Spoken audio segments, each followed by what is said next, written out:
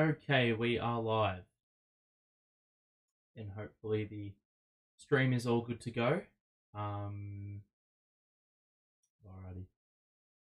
Welcome to the stream. We are back for another watch along of the Nets, and it'll be another big sort of match. We've got who are we playing? The Utah Jazz. An interesting sort of team because last year they started the season incredibly well. And this season, well, it's been a little bit of a different story, hasn't it? They are 9-17 on the season. So they are, well, they're not doing too great. They're not traveling too well. I don't know what their form line looks like, but they could potentially be another little stumbling block for this Nets team. I mean, these sort of teams, they're not necessarily the best, but they are some of the most peskiest, if that makes any sort of sense. The starting five remains the same. We're going with that group of Mikal, Spencer, Cam Johnson, Cam Thomas, and Nic Claxton. For the opposition, it is Colin Sexton, who had that infamous 40 piece against the big three, that first game we played in Cleveland.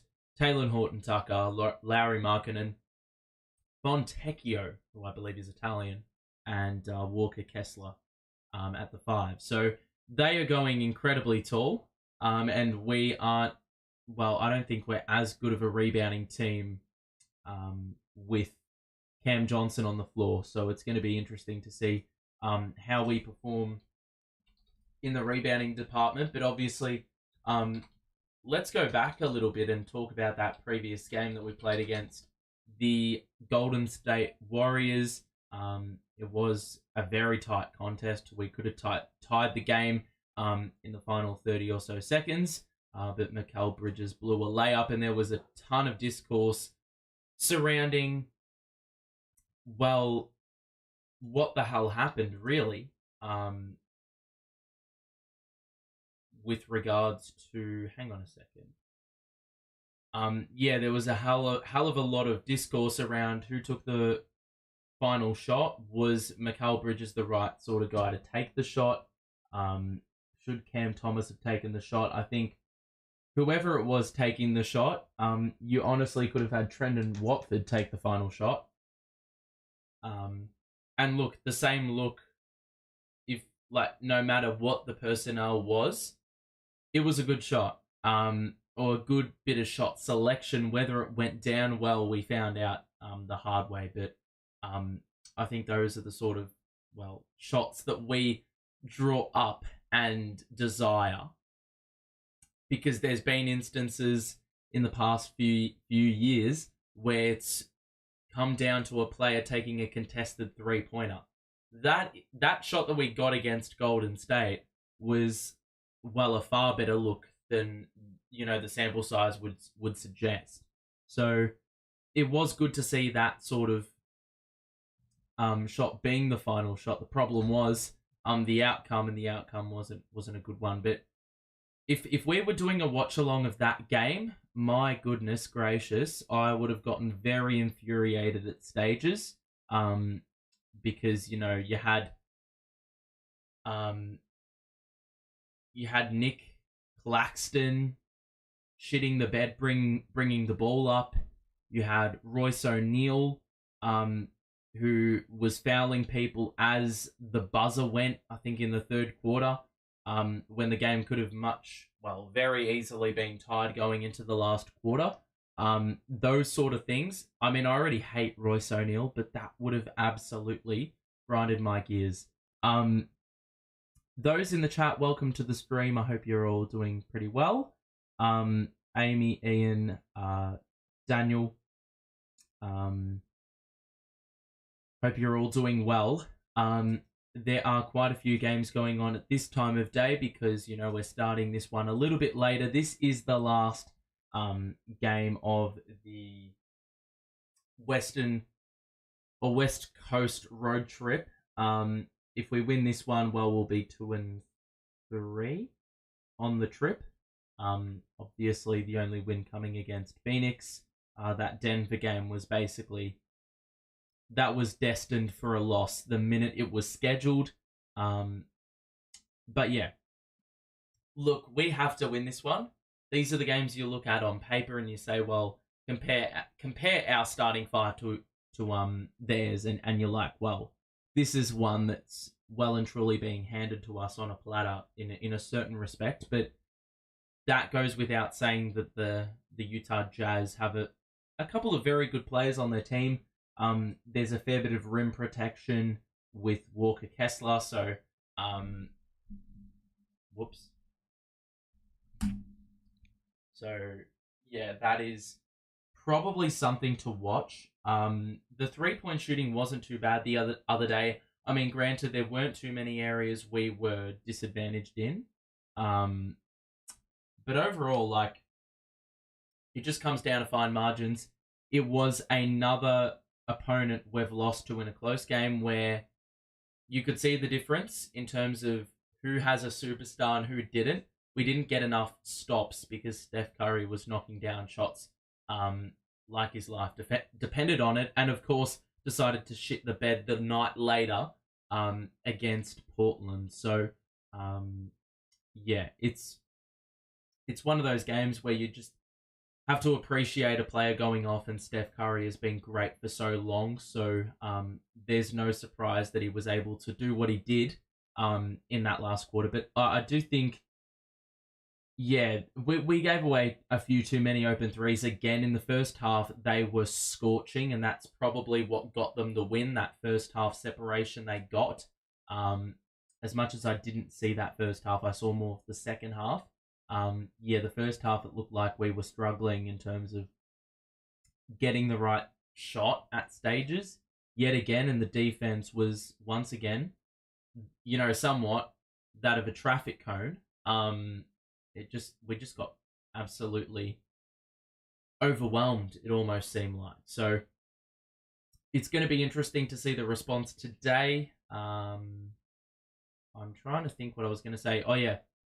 This 5-man starting lineup that we constantly run with, for any 5-man unit with 75 or more minutes, our starting 5 has the 6th worst defensive rating at 120. So, I mean, you've got to have your starters set the precedent. So for that, that stat to really tell such a bad story, that's not a good sign. You need to start the game on a high. And as we just said, set the precedent. You're not going to set the precedent if you are just letting, attacking players get by, score easy layups to start the game. And obviously, against an opponent like Utah, who are younger, rebuilding, not really having huge aspirations. It's like these young teams play hard, and you give them that confidence early, and it's going to be an issue. We've seen that countless times in games this season. So we're about to start this play-by-play. All right. No, it is not 2-0. Okay. Alrighty. I'm buffering. That may just be on your end. Tiptoe, welcome to the stream. We need to get some of our rookies into the rotation regardless of the score because of all the injuries. I think it's a tough one with our team. Because you want to get the right balance of getting your rookies some run, but at the same time, you want to win. I like what we've been doing with playing Jalen Wilson in the time that Dorian Finney-Smith has been out, but now he's back. He is available and ready to play, so I think we missed him dearly. And if we need to match up a little bit more with size in the front court, well, then I think Finney-Smith could be the answer.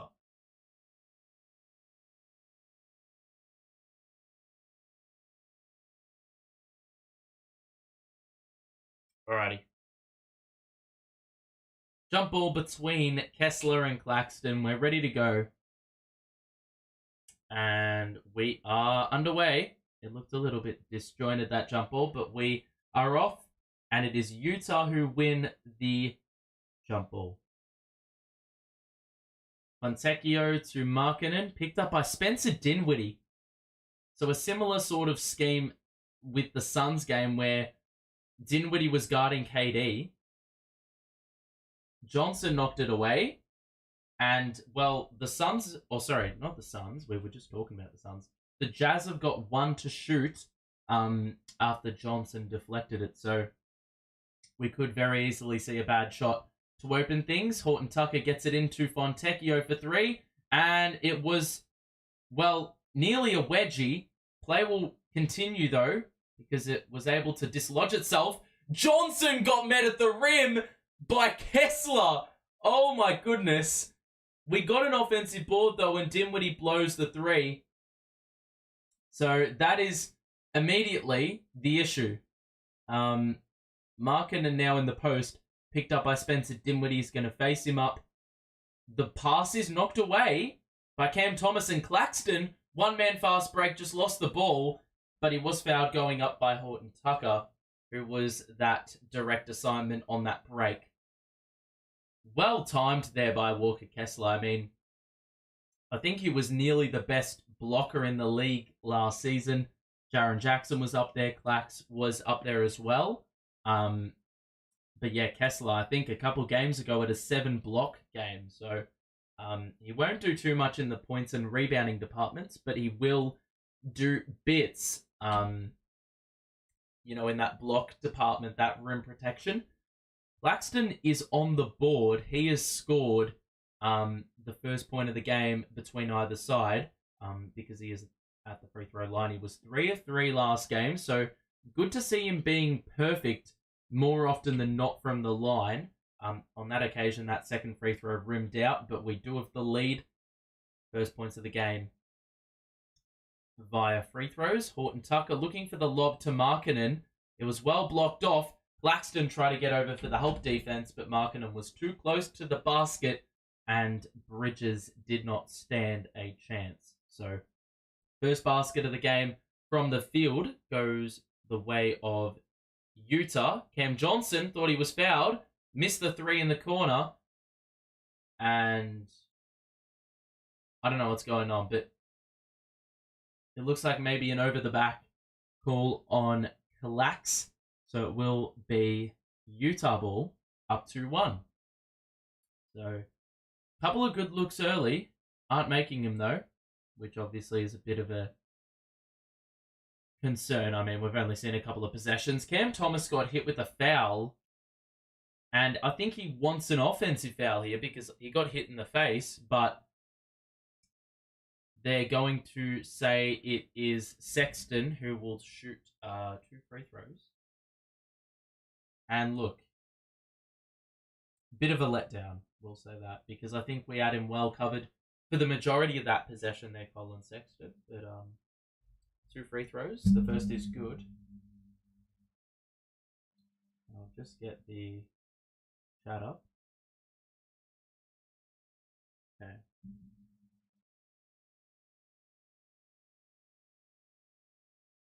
Jelio, welcome to the stream. Okay, well, it looks like they missed the free throw. 3-1. So Sexton splits the pair like Clax. Dinwiddie weaves through, scores for 2. And that's a pretty nifty move. So 3 apiece, 2 minutes gone. Both teams with the free throw make and a field goal. Sexton from the outside, that's off. Bridges knocks it to himself to get the rebound, and he will bring it up early on in this one. Dinwiddie swings it across to CJ. Got to hit those, and he does. He does not disappoint, and the Nets have their first 3-pointer. CJ, well, Steph Curry didn't make a 3 last night, so that ended his run of 268 straight games with a 3. CJ actually has a nice little run of his own with 50 straight games, make it 51. Taylor Horton Tucker knocks down a 3 of his own, so he ties it back up at 6. But yeah, back to the point I was just mentioning. Cam Johnson has 51 straight games with a three-pointer. Bridges, oh my God, man. Showing a bit of an inability to handle the basketball because he had a pass in the corner on offer and he couldn't even gather the ball adequately enough to, well, be able to fling the pass to the corner. So he just threw it out of play. Sexton, the drive, he got by and it was knocked away. Potentially was it was a turnover. Kessler just lost the ball out of bounds. It was a good little dump off and a good drive by Sexton, who would have gotten by Bridges. Claxton was in the end. Kessler just lost a... well, that should have been a regulation dunk. Cam Thomas gets into the mid-range, shoots and scores, and we know that he was back to his best a couple of nights ago with 41. So we need to see more. We need to see more from him. We know what he's capable of. Horton Tucker, nice little floater, falling away towards the baseline. It's 8-all. And now Cam Thomas, early offense, will take on Markkanen. He got swatted. And now Fontecchio in transition will go for the layup. Dinwiddie didn't do nothing about it. And another easy 2 transition points. Those are what the blocks. Those are the looks you're going to get when you're getting blocks like that. And such ferocious blocks, to be honest. Dinwiddie, they're playing a lot of zone against us. Bridges, 3 is good, and that's the way you're going to breach the zone. There's going to be a lot of sagging off on the perimeter, and it's going to test us. But, you know, we've knocked down a couple of 3s early, which is good to see. Good bit of passing play as well. Fontecchio gets by the closeout. Kessler didn't even think about shooting it in the paint. Fontecchio going to shoot on one leg, airballed it. Markkanen tried to chase up the board, and Cam Johnson was there when the ball was in dispute. The Nets in transition. Dinwiddie, bit of hesitation. Layup was blown. Good pressure by Kessler, and now Markkanen will bring it up himself. Fling it out to Sexton. The 3 is good, and those transition buckets are, well, they've scored a couple of 3s via that avenue nice and early. So that rim protection really helping them out. Cam Thomas. What the fuck, bro? They called an offensive foul. Absolute rubbish. Okay, the foul wasn't even on Cam Thomas. Where was the offensive foul? The screen. Oh, that is just... I think that's reaching a little bit, I will say. So Horton Tucker behind the back. The spin move on Cam. Good help defense by Clax, but somehow they end up with it. Clax blocked him again, but Kessler was there for the follow. So despite the defensive work on that sequence, we have absolutely nothing to show for it. Another 2 points shipped off, down 4. Cam Thomas will have Markkanen pick him up on the perimeter. Cam Thomas looking for a pass as he picks up his dribble. Cam Johnson to Mikal is going to drive on Fontecchio. The layup, that didn't even hit the rim. Couldn't get any English on it. And now it is a transition 3. Markkanen's off. Put back dunk nearly got... he nearly got it a go. Fontecchio, Cam Thomas blew a layup. And already the layups are looking at very, very ropes. Claxton there again. But once again he commits to the... well, the layup block attempt. And unfortunately, if you force a miss, there's going to be someone waiting to follow up. And Walker Kessler has been making a living early off of those. So right now, like, if I'm the Nets, Cam should be a franchise player. I wouldn't even trade. If they were to get Donovan, Cam is off limits. Well, I don't think we can get Cam or get Donovan Mitchell without Cam Thomas being a part of the deal. That being said, I don't even want Donovan Mitchell, to be quite honest. I see the rumors. I don't really hype it up too much. Let's have a look at the box score. Why is it doing that? Hang on. Not really updating at the moment. Let's refresh it.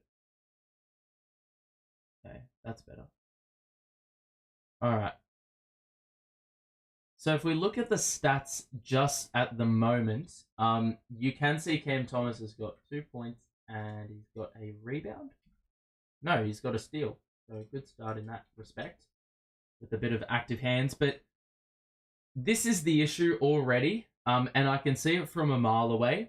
Already 3 blocks to Utah, and you will see if I go across to the Nets, we've actually shot 2 of 7 from inside the line. And you look at the layups. This actually is really helpful. Which side? So to the left of screen is our shots. You can see 1, 2.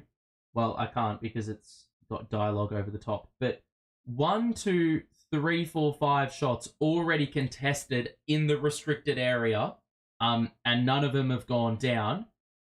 Cam Thomas got hit with a tech, it looks like, because I can just see here, technical fouls, Cam Thomas. So he must have been hit with a tech between, or in this period of the timeout being called. But yeah, like, already misses in the restricted area. That's an issue. Because we are getting there, but they are just stopping us at every opportunity, and we may have to, you know, do a couple of mid-range pull-ups, and I know how much JV doesn't like us shooting those. But, I mean, we may have to live with that sort of shot. How is that not a call on Cam? How is that not a call on Thomas? Refs don't call anything. Well, hang on, let's have a look first and foremost. I think there is a free throw, a tech free throw, because Cam Thomas may have been arguing the point just a little bit too much. It touched the referee's ego, and he had to call the free throw. And so it's 18-11.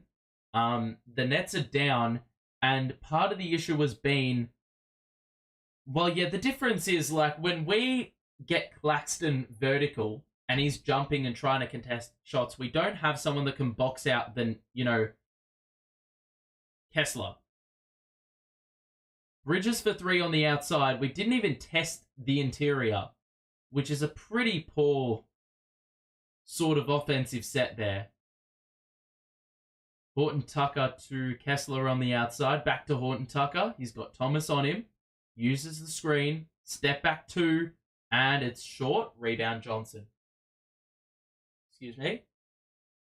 So Johnson will use the screen by Clax. Fling it out to Bridges. He's now got Horton Tucker on him. He shoots another 3 over the top, and this time he scores hand in the face. And Mikal looks like he just wants to shoot threes at, well, nearly every opportunity, man. I don't even think he's even tested a drive at the moment. I don't think he's gone into the interior. Horton Tucker going to back down Thomas again. Lost the ball. How is that? That had to be an offensive foul. 100%. Horton Tucker didn't even try to get the ball. He's just completely arm barged Cam Thomas as he was trying to protect the space and get that ball back. So yeah, Cam Thomas, just right position, right time. Dorian Finney-Smith, we missed him dearly in the previous couple of games, but he is back. And, well, he's going to have a pretty important role to play with the front court being so tall for Utah. John Collins coming off the bench. Interesting call here. Bridges, well defended by Fontecchio. Bridges flings it out to Finney-Smith. Didn't shoot the 3. Drove. Back out to Bridges. 2 to shoot. Got a drive. Gets 1 up. Missed it, and it was an air ball. Good defense, Utah, man. But I can't help but think, like, yeah, I like this inclusion right now of sending Clax to the bench, sending Dayron into the game, because the offensive rebounding has been, well, something that we've sort of struggled with in the early going, like stopping those. Fontecchio picked up by Bridges. Agbaji is in. Collins is in playing small ball 5. The cut by Fontecchio. Well, the execution once again was lacking on that sequence. Fontecchio got a little bit ahead of the pass, and unfortunately wasn't able to get a grasp of it, so it went out of play, and the Nets forced another turnover. 4 each for the Nets and the Jazz. Thomas off one leg, didn't get the angle. That's an incredibly tough shot. Thomas is pressing Olynyk as he brings the ball up. Fontecchio shoots a 3. That's short. And Chris Dunn gets the long rebound. He had no business getting that board. Olynyk picks up his dribble, has to give it back out to Fontecchio, to the corner for Collins, who shoots the 3, and that is off the rebound by Spencer Dinwiddie. So we really got to capitalize on these bad shots that the Jazz are taking at the moment. Cam Thomas puts the head down, gets a shot up and missed it again. He did not get a whistle, and they get it ahead.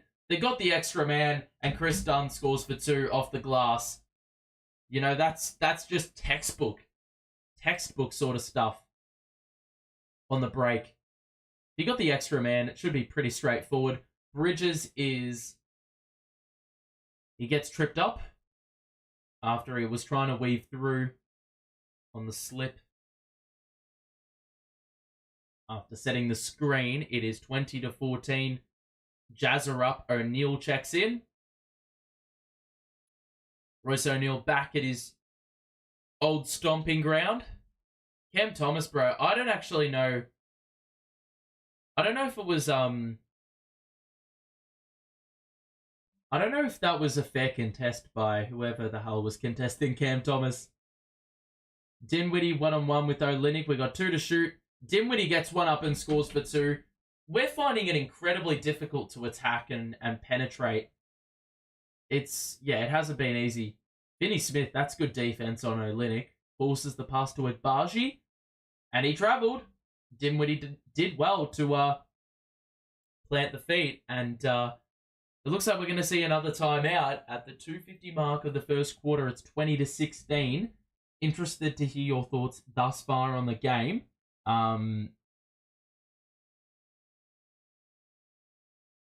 Yeah, if you are enjoying the stream, by the way, make sure to drop a like on it and sub as well. If you are new, we'll be back for Nets versus Knicks. What a cracking game that is going to be. You know, there's plenty of discourse, plenty of conversation about who's got the better duo in New York. And we probably will be able to answer the question partially with the result of that game. We look at the box score for the Nets at the moment. I need to update the Cam Thomas stats. He is 1 of 5 at the moment, and he is really struggling to find his feet early. He's taken the most shots, equal most. Look at this, right? And I think this really says a lot about the way the Jazz are playing at the moment. 6 of 17 we are from the field, but we are 3 of 6 from downtown. So they're doing an incredible job of restricting things on the interior. And I'll go back to this shot chart. Look how many X's are in the restricted area for us, and then look at them. A lot of their shots on the inside have been as a byproduct of them getting offensive boards. We cannot score the ball because the Jazz are remaining very disciplined, not giving away fouls on the interior, nor are they letting up on the drive attempts. They're not letting us get by. So that's why we are currently trailing, even though we're getting some really good looks or getting in the right spots. For Utah, you can already see they've got a bucket load of offensive rebounds for 1 quarter. Horton Tucker leads the way, and Sexton the same with 5 each. And then it is Walker Kessler with 4 and 4. He's already got 2 blocks as well, which is great for my fantasy team, but not so much for whether or not the Nets are going to win today. They are 8 of 18 to start, so a little bit better from the field, a little bit better from the free throw line as well. They've been there a little bit more, but that is courtesy of a Cam Thomas technical, which sent them to the line. So that's the outlook at the moment for both teams. We will go back to the main screen. So we are closing in on the end of the first quarter, and it has been a very sort of interesting quarter. I mean, both teams not really doing great offensively. The reason the Jazz have only got 20 points is probably because they're not taking the right shots or the right shot profile for the player profile they've got on their team. For the Nets, it's just been, we've been well guarded in the paint.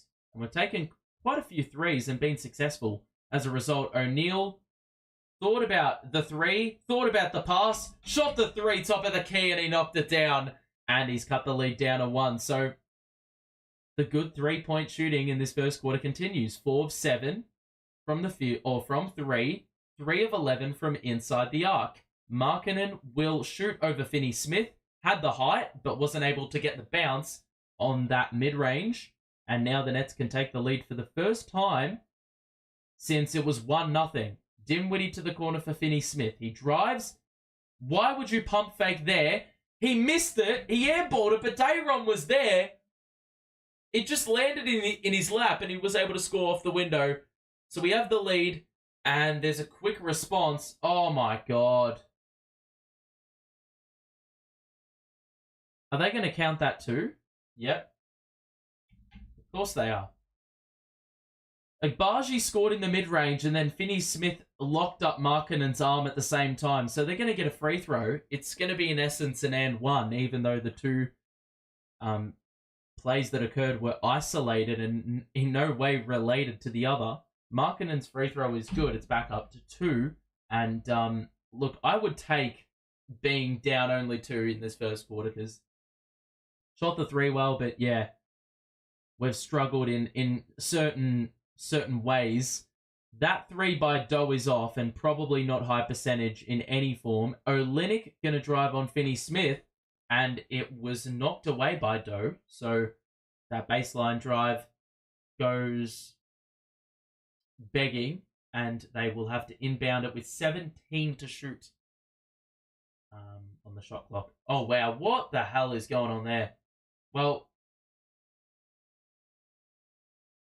that is poor, man. We had 2 players there for the rebound, and their one prevails. We got a hand to it, but nothing more, and it was deflected out of play. So 14 to shoot for Utah. 1:32 to play in the first quarter. Markkanen, oh my God. That is a tough shot. Cam Thomas couldn't get the rebound again. Very crucial tap by Chris Dunn, and Markkanen gets the bounce on the little push shot. So 5 offensive rebounds. Cam Thomas got to be better on the glass there. Cam is pressed by Collins. Cam, oh, that's got to be... Oh, it's a blocking foul.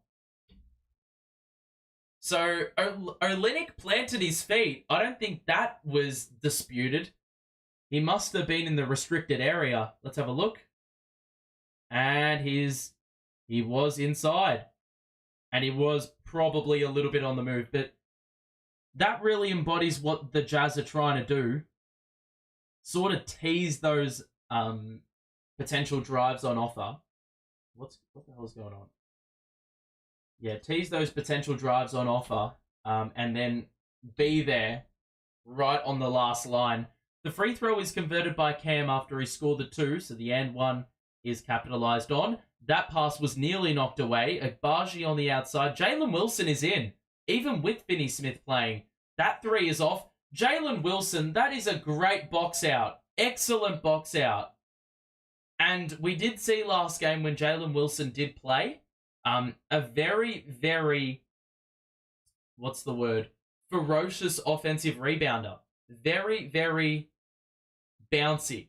And that was a really good physical moment there by Jalen Wilson. He did not even give the Utah Jazz big a sniff. And he's also sent Olynyk in a little bit of foul trouble with the second personal. So Wilson at the line, that little nuancy detail is helping us get points on the board, which is something you can really value if you're the Nets coaching staff. So Wilson on the board with his first point of the game. I'm actually pleasantly surprised he's getting first quarter minutes with Finney-Smith and Royce O'Neal playing. And it's probably because Dennis Smith is out and Lonnie Walker's out. Cam Thomas is having to play with the bench unit. So you need a little bit of extra versatility and height, and Wilson fits the bill in that respect. He's picking up Chris Dunn on the perimeter. Great skip pass to the corner for Agbaji. That's off. They get another long rebound.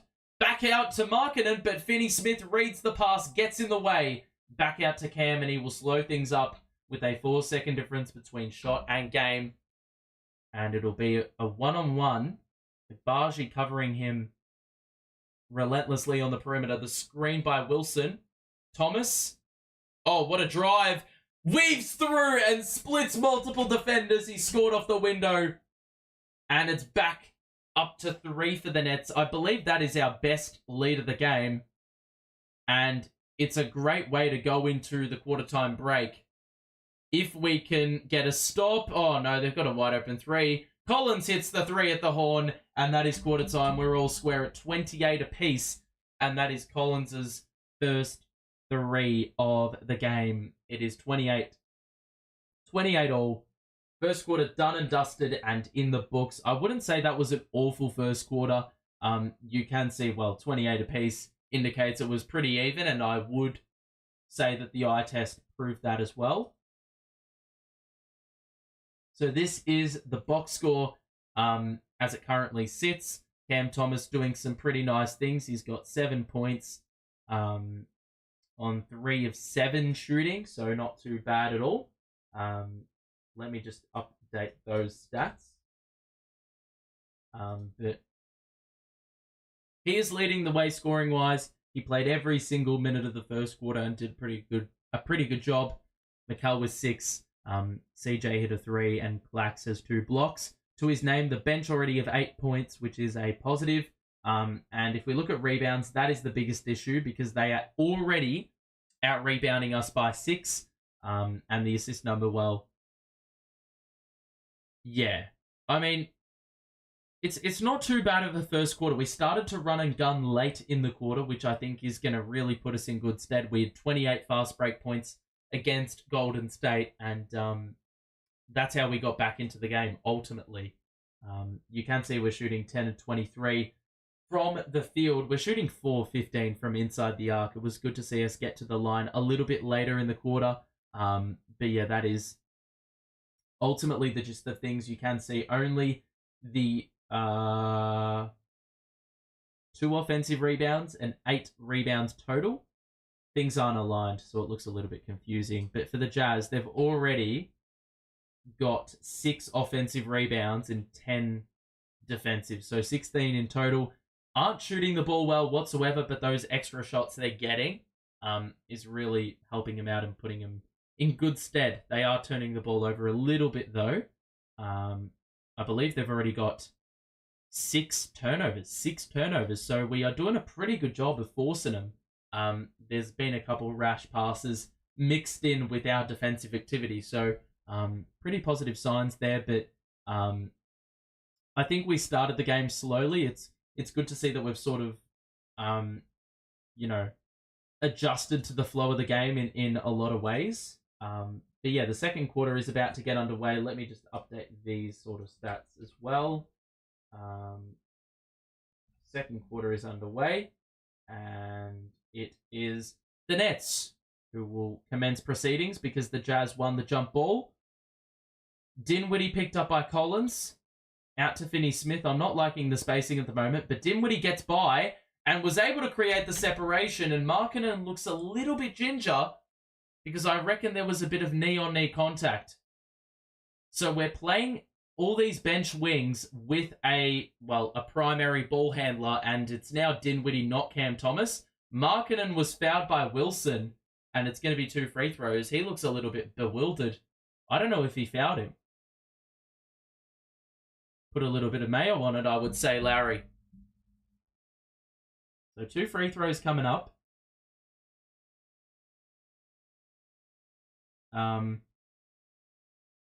Are you getting the live scores overlay at the bottom of your screen? What does that mean?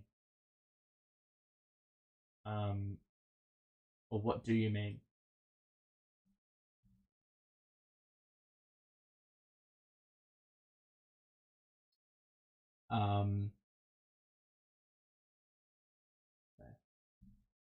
So free throw Free throws are made by Markkanen. Okay. So Dinwiddie will bring it up. We look to regain that lead. High screen Dayron. Lob. Dunk!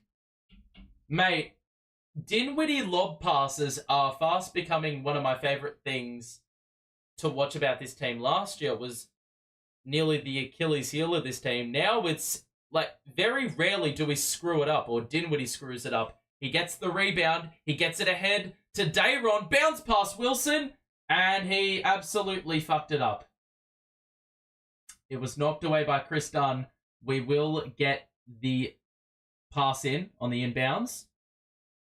Spencer has been so good with those lobs. Between him and that cohesion with Claxton and Sharp, it's great to see. Dinwiddie to the corner for Wilson. Thought about the three. Instead, going to send it back out to the top of the key for O'Neal. Dinwiddie on the wing. He's got Markkanen on him. Markkanen does well, but Dinwiddie created the space, lost it as he went up, regained it as well, but still missed. It's a 3-on-3 fast break. The layup is good by Bargi. He's been really good for them, man. Really active. Really active. More so on the offensive side of the ball, which I don't think is a staple of his game. Dinwiddie the layup. Got it to go, +1. And Spence, I think, is getting a little bit frustrated, to be honest. Getting a lot of attention by Chris Dunn there. That's just a really smart move. Yeah, he was pretty happy about that and one opportunity. He had something to say. Getting a bit lippy with the crowd or members of the crowd. Dinwiddie, that free throw. The minute he let that fly, you just knew that was going to fall short. And he's missed another free throw. So we still get the 2 points, but leaving a bit to be desired. That's another personal.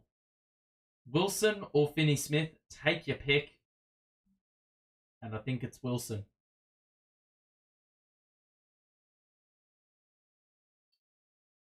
So Chris Dunn will inbound. I don't know who's on the floor. Number 0 for Utah. If there's any Jazz supporters in the chat, who is number 0? Dunn? Good little turn. And was able to score the little hook shot with the right hand. O'Neal, wow, he just had a little bit of space to shoot the 3, and he didn't even hit the fucking rim. O'Neal taking a couple of dribbles and shooting the 3 without receiving the pass from someone, you always know it's going to be a bad outcome. Agbaji to number 0, who I still don't know.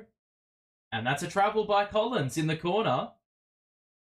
Trying to do the little, what do they call it? Jab step, I think that's what they call it. Hit with the turnover, though. Cam Johnson getting ready to return. So Dinwiddie will bring it forward again. I feel like I've been saying the same thing for like 5 minutes. Wilson catch and shoot 3. That's good! On the wing. Yes, Jalen. I like to see that. From a two-way player. That actually looked so smooth. Chris Dunn on the outside. Another 3 by Bargi. And that one's off. And unfortunately, for all the offensive rebounds the Jazz have gotten, even that long rebound wasn't able to be raked in by the Jazz. And it will be Nets ball as it went out of play. So, Wilson is 5. And he's on to the bench. No, he's still playing. He's sitting in the corner. Typical television illusion. Dinwiddie going to drive.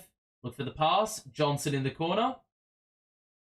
Puts the head down. Nearly lost his footing. Gave it to Dayron Sharp. And there's a bump. And I believe Agbaji, yet again, will be hit with the foul. And I say yet again because the Jazz have been absolutely farming these fouls in the second quarter. Wilson is still in, so fair bit of faith by JV. Finney-Smith on the bench now. Dayron Sharp out to Dinwiddie. 4 to shoot. Dinwiddie pulls up for 3, and that's well off. Wilson nearly there for the rebound, but the Jazz knocked it to their advantage. Good drive. Agbaji faked the pass, and he scored with the finger roll, and it's back down to 1. So entertaining first half, eh?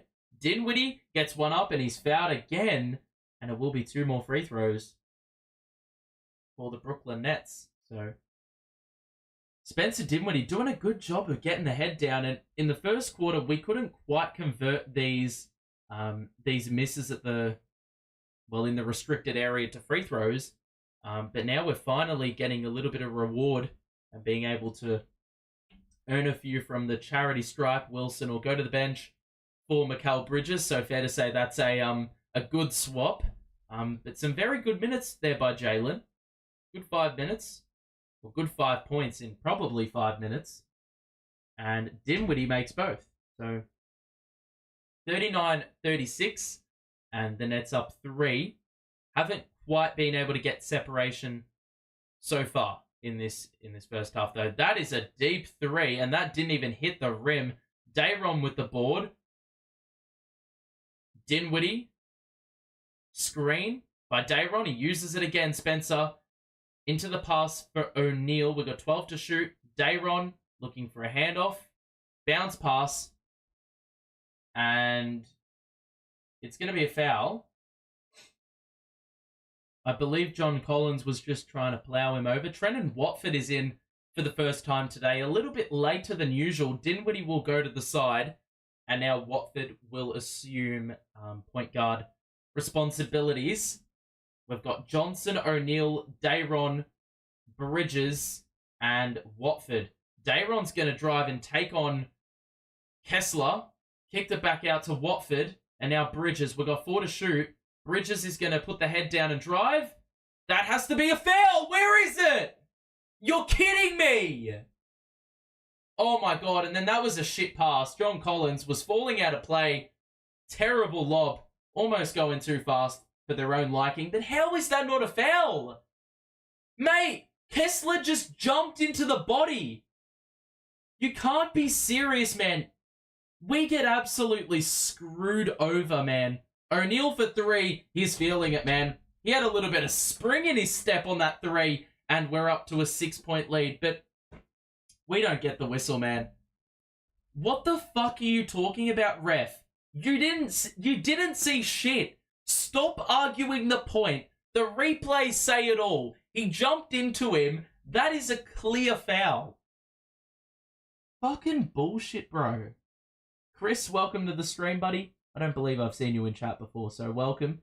And sorry to expose you to a fair bit of cussing if you've just gotten here. The overlay is like a ticker tape moving across the bottom of the screen. The overlay is like the whole graphic. So that's why I'm a bit confused what you mean. Are you getting the live scores overlay at the bottom of your screen? Yeah, I'm not 100% sure what you mean, so you will have to clarify. Nets playing a 5v6. Yeah, they are. They really are, honestly. If you are enjoying the stream, though, make sure to drop a like on it and subscribe as well. We're like 3 subs from 1,900 subs, so that's pretty cool. Pretty cool. I could actually say the word. So yeah, if you want to help the cause, and there's also a donation button, so if you'd like to help me out with a little bit of a monetary donation, you're allowed to do so. But of course, not obligated to. We look at the box score, and you can see we are getting a fair bit of output from basically everyone. There haven't really been any notable bad minutes, but the bench has really found or helped this team find their feet. Jalen Wilson, very, very good 5-minute burst with 5 points and no misses. We are shooting the ball lights out from downtown, and finally, we've found our feet in this second quarter inside the arc. We were like 4 of 15 before. We are now 9 of 20 inside the arc.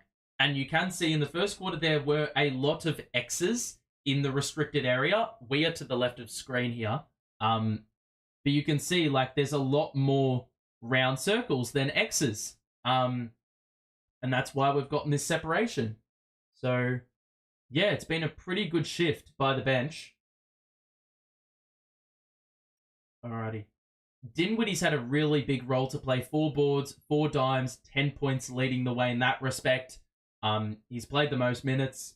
So we've needed someone to really assume responsibility and take the lead, and Spencer has really helped us sort of wrestle things back from, that really bad sort of look in the restricted area. He's getting to the line, and we're scoring at a much better efficiency in this second quarter from that area, that region. Horton Tucker should have shot the 3, passed it up, and was forced into a pass to Sexton, who puts the head down, try to create the separation. Bridges did well to force the miss, but they got a rebound. Sexton, what are we doing, man? 5 players just watching things unfold, and Sexton was able to get a straight line drive, runway to the basket, no one contesting after they got the offensive board. We're just falling asleep. Bridges is fouled, and it's waved off, but it does not matter. We're going to get 2 free throws, having been in the bonus. Bro, CJ is responsible for that offensive board again. The amount of times he gives away these offensive rebounds, it's like Royce O'Neal, but at least Royce is active in other ways. The steals and the blocks. We need CJ to be doing that a little bit more, man. He's probably a big reason why we... he's probably a huge reason why we are so bad defensively with the starting 5 unit. Because we play a small ball 4, essentially. Bridges cannot get the bounce on the second, so a 5-point lead. Olynyk on the perimeter to Kessler. We actually are playing the team that is... they get the most... Wow, that's going to be a foul. The Jazz get the most second chance points per game this season, so I guess it's not really a coincidence that they've already got a fuck ton of fast break points so far in this game. They're going to get some free throws here. O'Neal fouled Sexton on the drive. The first free throw is good. So back down to 4.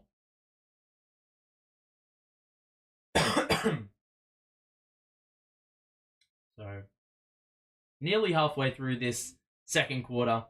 Nets up 4. 1 free throw to come for Sexton, and it is good. We have Cam Thomas back in, and we also have Nic Claxton back in. Here is Clax on the perimeter. Bro, how was Bridges not fouled there? Damn. Johnson, I don't know where the foul was. I think Colin Sexton is trying to do a little bit of a reenactment, because he claims that Bridges is sort of exaggerating the contact, but the referees finally picked up on it. It's going to be 2 shots, and I guess that's justice jam on toast for the bullshit that happened before, but Mikal, bro, got to make the free throws. How many of these shots are we going to get at the line, man? 1 of 3 at the line.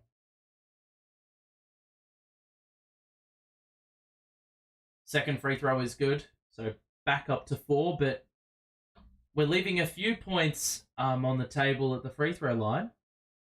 Mikal's got 8. Pass out to Sexton. Gonna shoot a step back baseline J. Oh, wow. Walker Kessler is just towering over. We had Watford and Claxton with their hands on the basketball, but Kessler wrestled it away, was able to score for 2 more. Thomas. Oh, my God, Cam. What are you doing, bro? What the hell? Claxton, how did he do that by himself? It was a 4-on-1 fast break. And Horton Tucker overcomplicated things, jumped in the air, got caught, and Claxton was there. So now they will play in the half court. Kessler, the handoff to Sexton, the bounce pass to Kessler, and that is a What? It's going to be 2 shots for Kessler. I don't know what's with this starting unit today. I don't know what's with this starting unit today, man, because like even just then, Cam Thomas loses the basketball. It took him like a good 2 seconds to actually react to the basketball being in dispute. Like this starting 5 is getting smashed.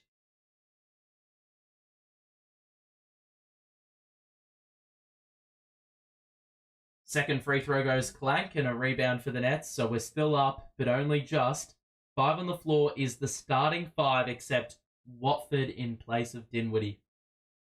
To Thomas. In a switch. We'll drive on Fontecchio. Shoot the 2 in the... Oh my god, in the mid-range. Fucking hell, that is a tough shot. Scores over the taller defender. Back up to 3. Horton Tucker. Kick out. Sexton over Bridges. It's good.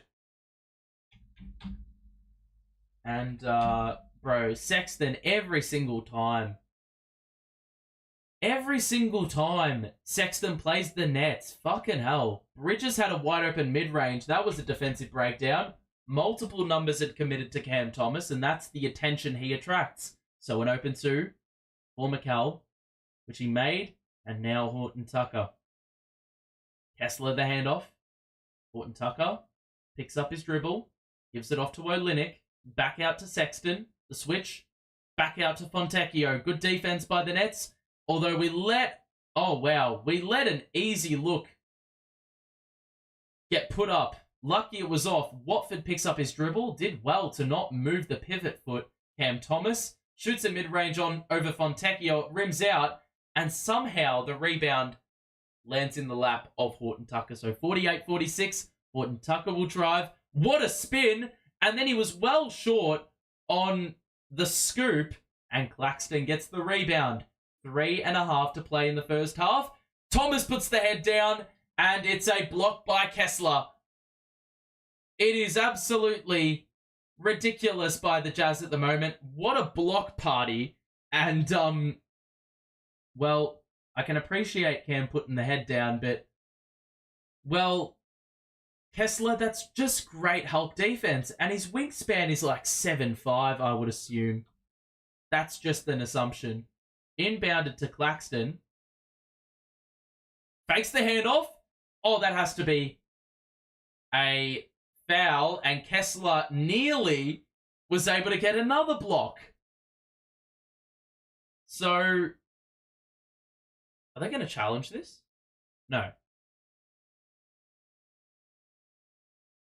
That very easily could have been a challengeable sort of call.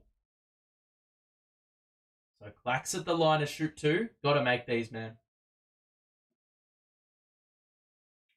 First is good.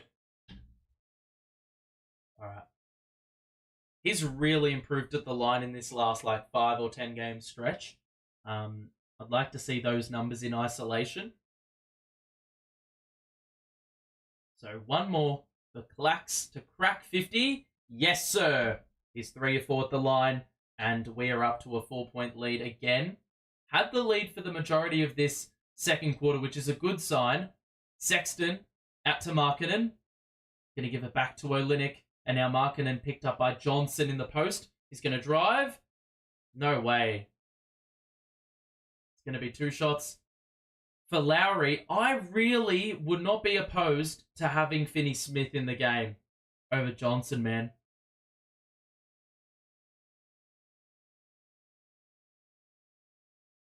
Two shots coming up for Lauri.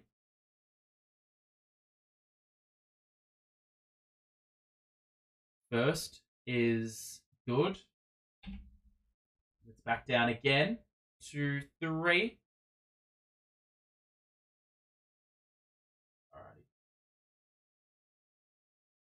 So one more for Lauri is good. And I believe he is perfect from the line on a couple of trips. 50-48. Lauri Markkanen has 5 free throws, all of them made. Bridges. Loopy pass to Thomas. High screen. They're playing some zone. Bridges the drive. Out to Thomas. Gonna drive again. Bounce pass to Bridges in the dunker spot. Claxton fumbled it and a turnover. We cannot work out zone defenses, bro. The amount of times we just do this aimless passing around the perimeter. We've got to stop. I did see this analysis of us not being able to work out zone defenses. The interesting thing out of all of it is that Claxton sets a lot of screens to free up the on-ball defender, but not once does he like sit in the middle so he can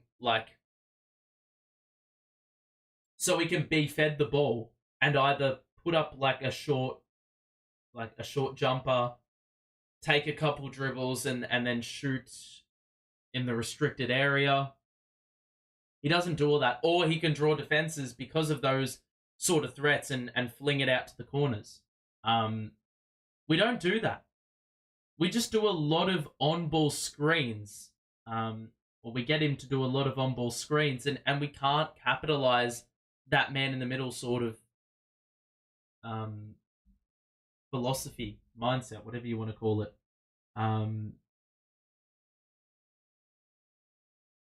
CJ is soft. He is playing a little bit soft. I'm not going to lie to you. I would like a more physical body in there to I would like a more physical body in there because of all those offensive rebounds they're getting. And CJ really isn't doing much on that front. So little bit concerning, I would say. In fact, very concerning is what I would say. All right. So we've got just over 3 minutes. What would you take as a lead going into the half? That is, of course, if we're leading. We'll look at all the stats at the half. We won't look at it for the moment. So, yeah. 22 points in the quarter to 20.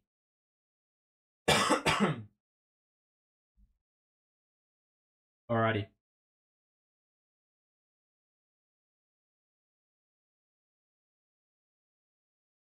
Man, Walker Kessler already has 4 blocks. That is crazy.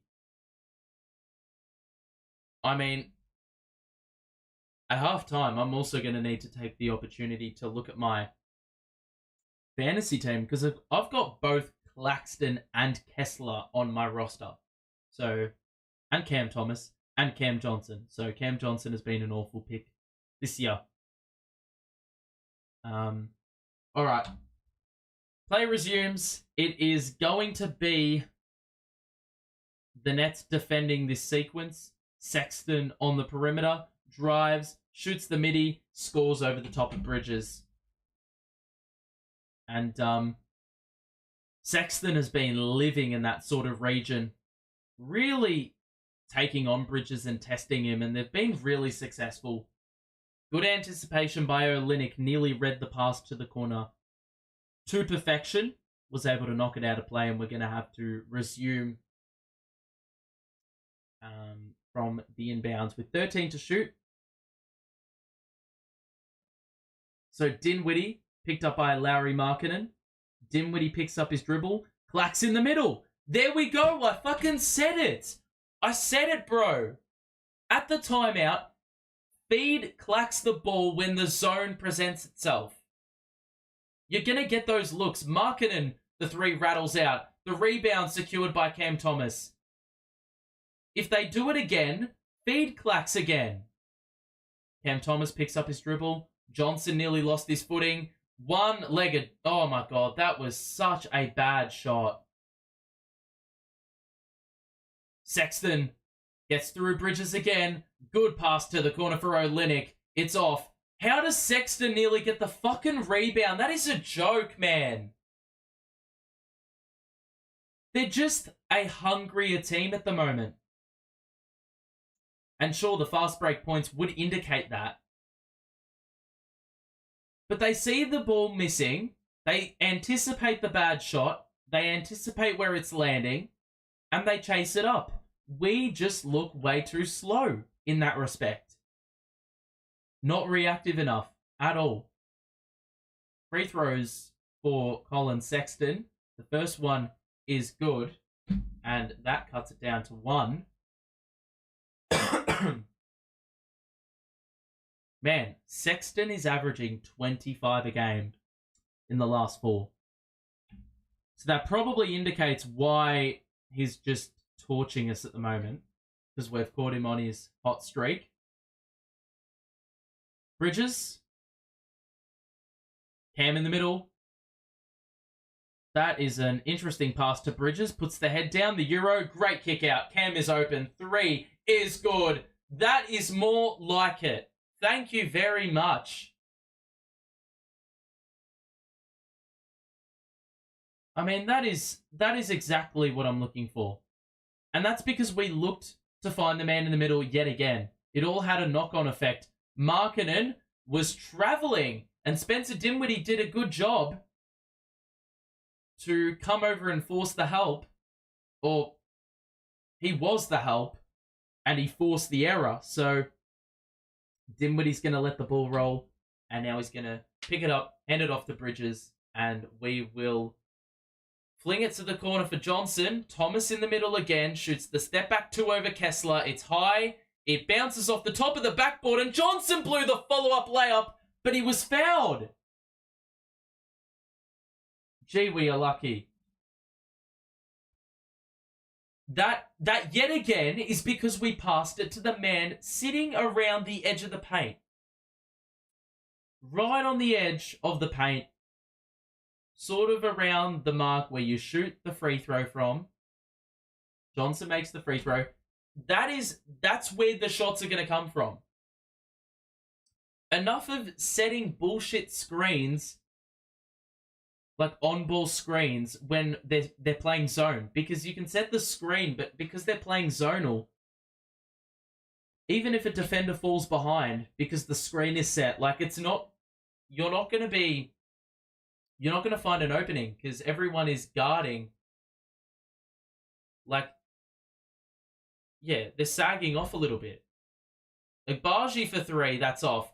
Good rebound by CJ, and he's going to push the pace himself, drive it, layup is off, Claxton for the follow, because 3 Jazz players try to contest the layup. Good pushing of the pace by CJ. Markkanen, drive, Euro, layup is good, and Dinwiddie overcommitted trying to get the steal, which you sort of like. And the Nets will hold.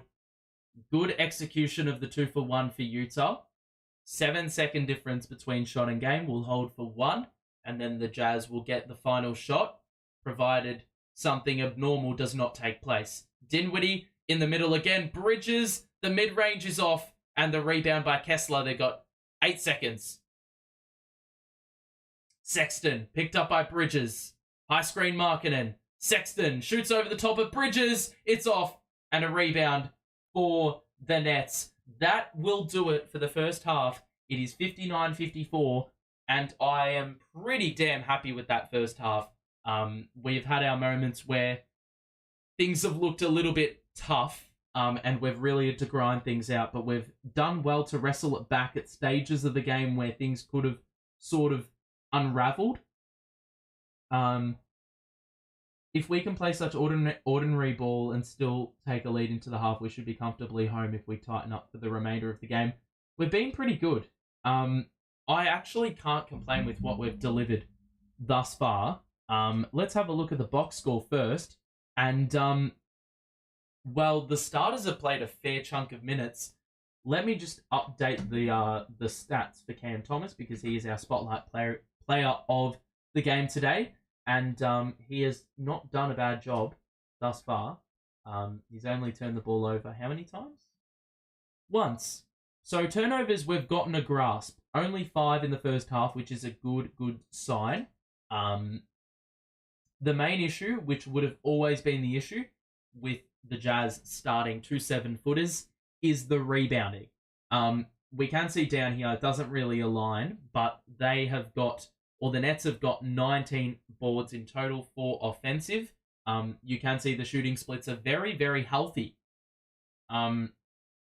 Shooting pretty well from three, probably not enough, but I guess that's what the Jazz are sort of doing to us. They're running us off the line. They're encouraging us to take that mid-range shot, which the zone offers. So the more we make those mid-ranges, the more they're going to be inclined to go back out of the zone and try something else, because obviously they're getting torched if we can score them. 16 free throws in the first half. That is an excellent number. And it is, well, it's even more excellent when you look up and you see that every single starter has been to the free throw line. That is a really, really good thing to see. Would love to see Cam Thomas have more than one, but it is good to see that the majority of our players are making the free throws when presented with the opportunity. So, yeah. Look, it very easily could have been a lead for the Jazz going into halftime, because I felt like the starters weren't getting the best of the Jazz starters, but I think at the very end of the quarter we did very, very well. Spencer Dinwiddie, double-double watch. He has already got 10. He's got 4 boards, 5 dimes, so he could be pushing the triple-double mark. I don't even know if he's ever had a triple-double before. Clax is 7 and 4, and he's got 2 blocks, which is always ideal.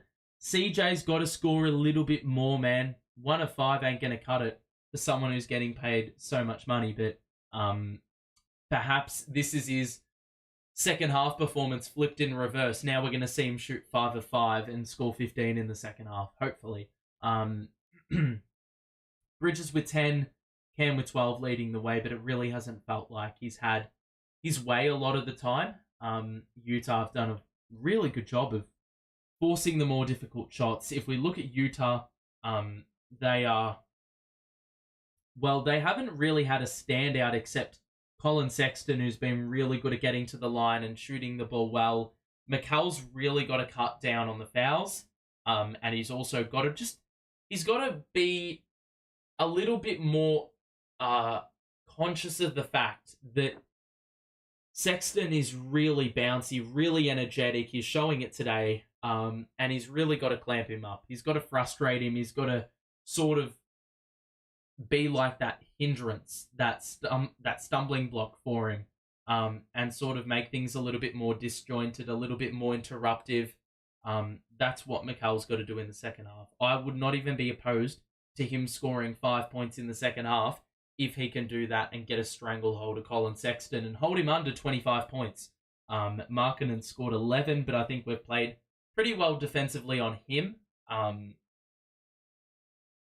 Only the 5 rebounds and the 11 points, but the 5 free throws are the only probably point of concern. Overall, though, they are shooting it not very well at all. So you can see there, 42% from the field, 22% from 3. They are out-rebounding us, though, by 8. And that is probably the biggest problem.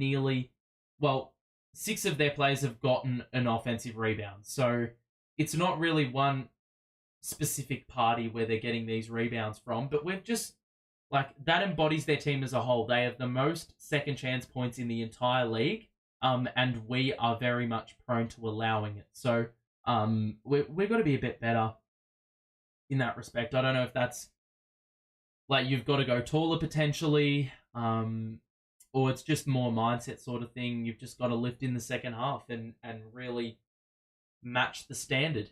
They've had 9 turnovers, which is, a concern for them, and that's a really good sign for us as well, because 9 turnovers is that's pretty good.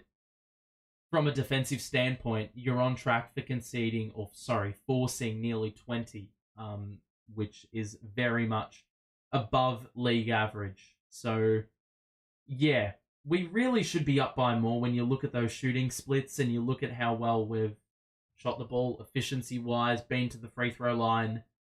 It's really just the rebounds. You look at the shot chart, and in the first quarter, I could not even see a circle in the restricted area. It's good to see that even though there are more X's in there, it's good to see that there's been quite a few circles in there now.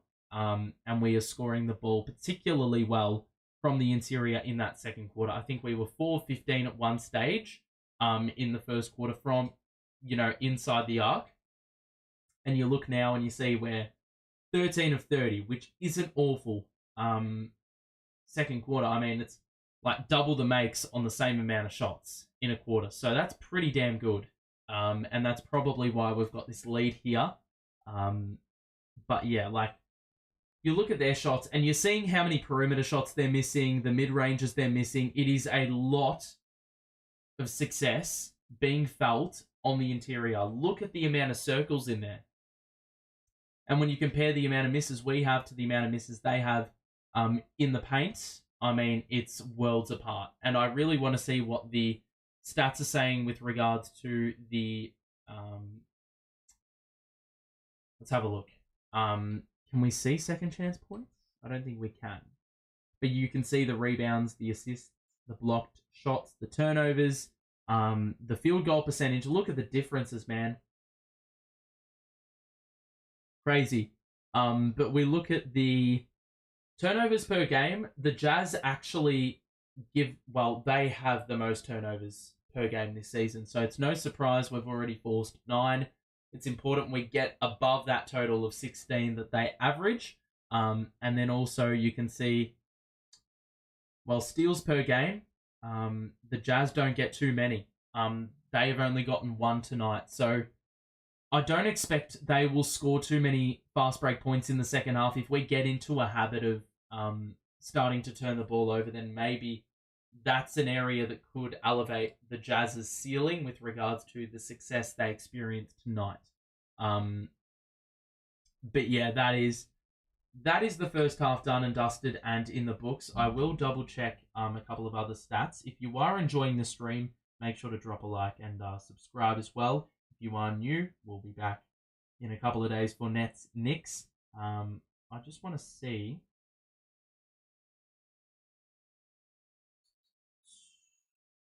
Okay. So, fast break points, 13-4. The Jazz have 13 fast break points. Wow. 10-8 second chance points. So we're actually not getting that smashed in that department. Points off turnovers, 16-6.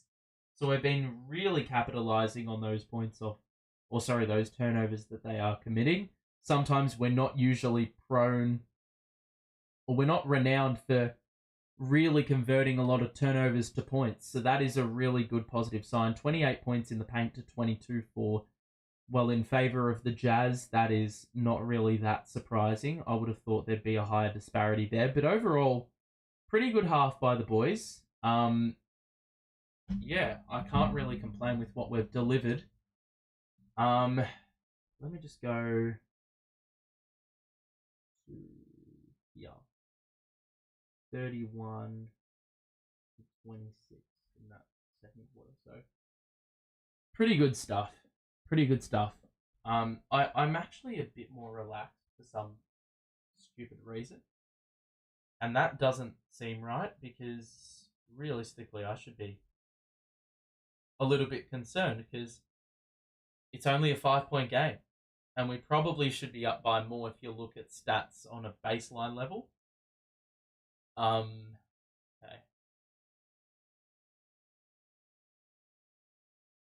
Let's see the points at the moment for the lads. Jesus Christ. Cade Cunningham had 82 fantasy points. 43, damn. Okay. Not bad.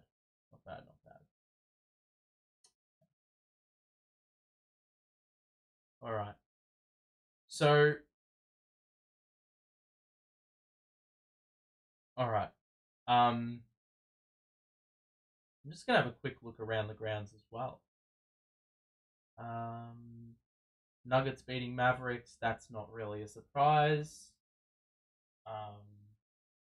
My God, the Clippers are on a tear now. They started really poorly this season. This era. And now they are really tearing it up. PG 27, Kawhi 28, Zubats 18 and 16, Harden 35, Norman Powell 19, wow, they've got 5 players scoring 18 or more points. That is crazy numbers. And they held Halliburton to 3 of 12. Mathurin scored 34 off the bench. That's interesting. Who else we got? The Bulls beat the Sixers. Wow. Embiid at 40. Didn't matter. The Cavaliers beat the Rockets in overtime. Rockets are a really good team. Van Vliet at 27 and 17. My goodness.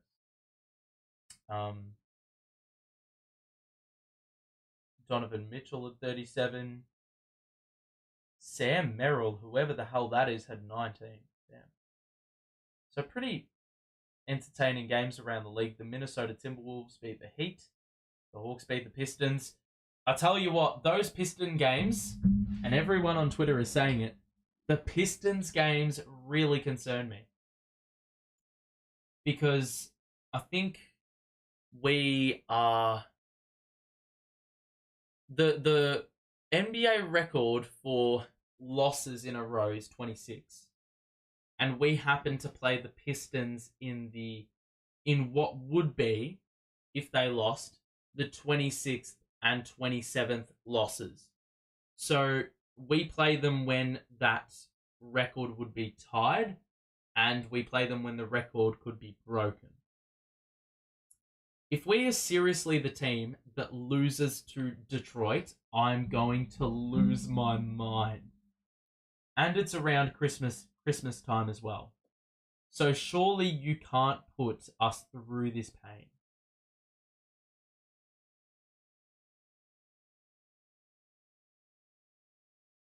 Am I frozen? No. Don't think I am. Pretty sure that just may be your stream buffering. Your internet's playing up or something. Depending on your provider, of course.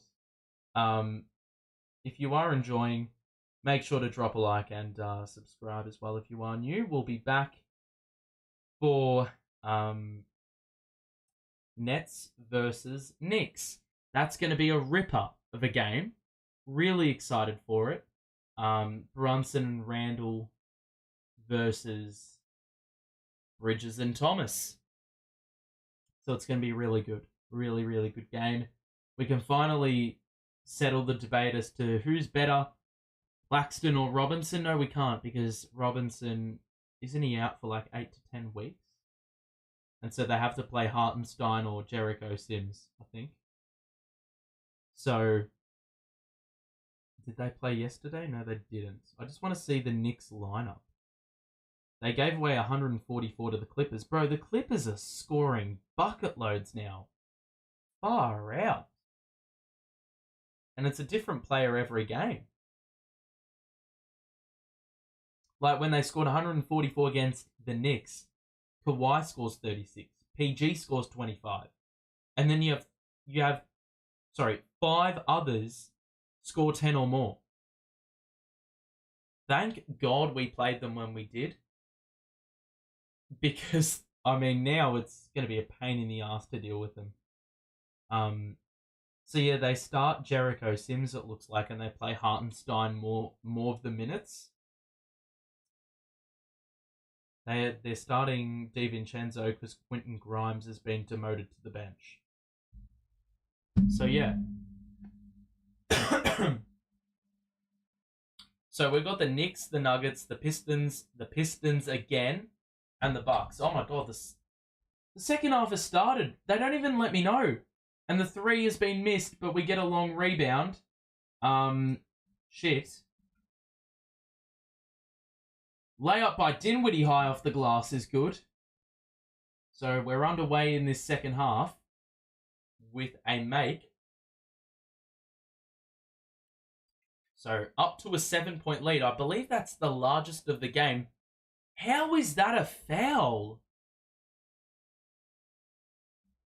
Free throws for Sexton. Alrighty.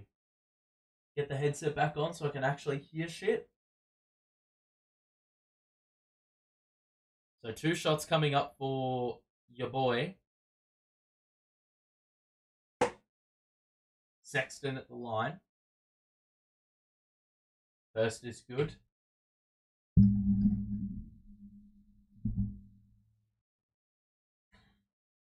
And now the second being lined up.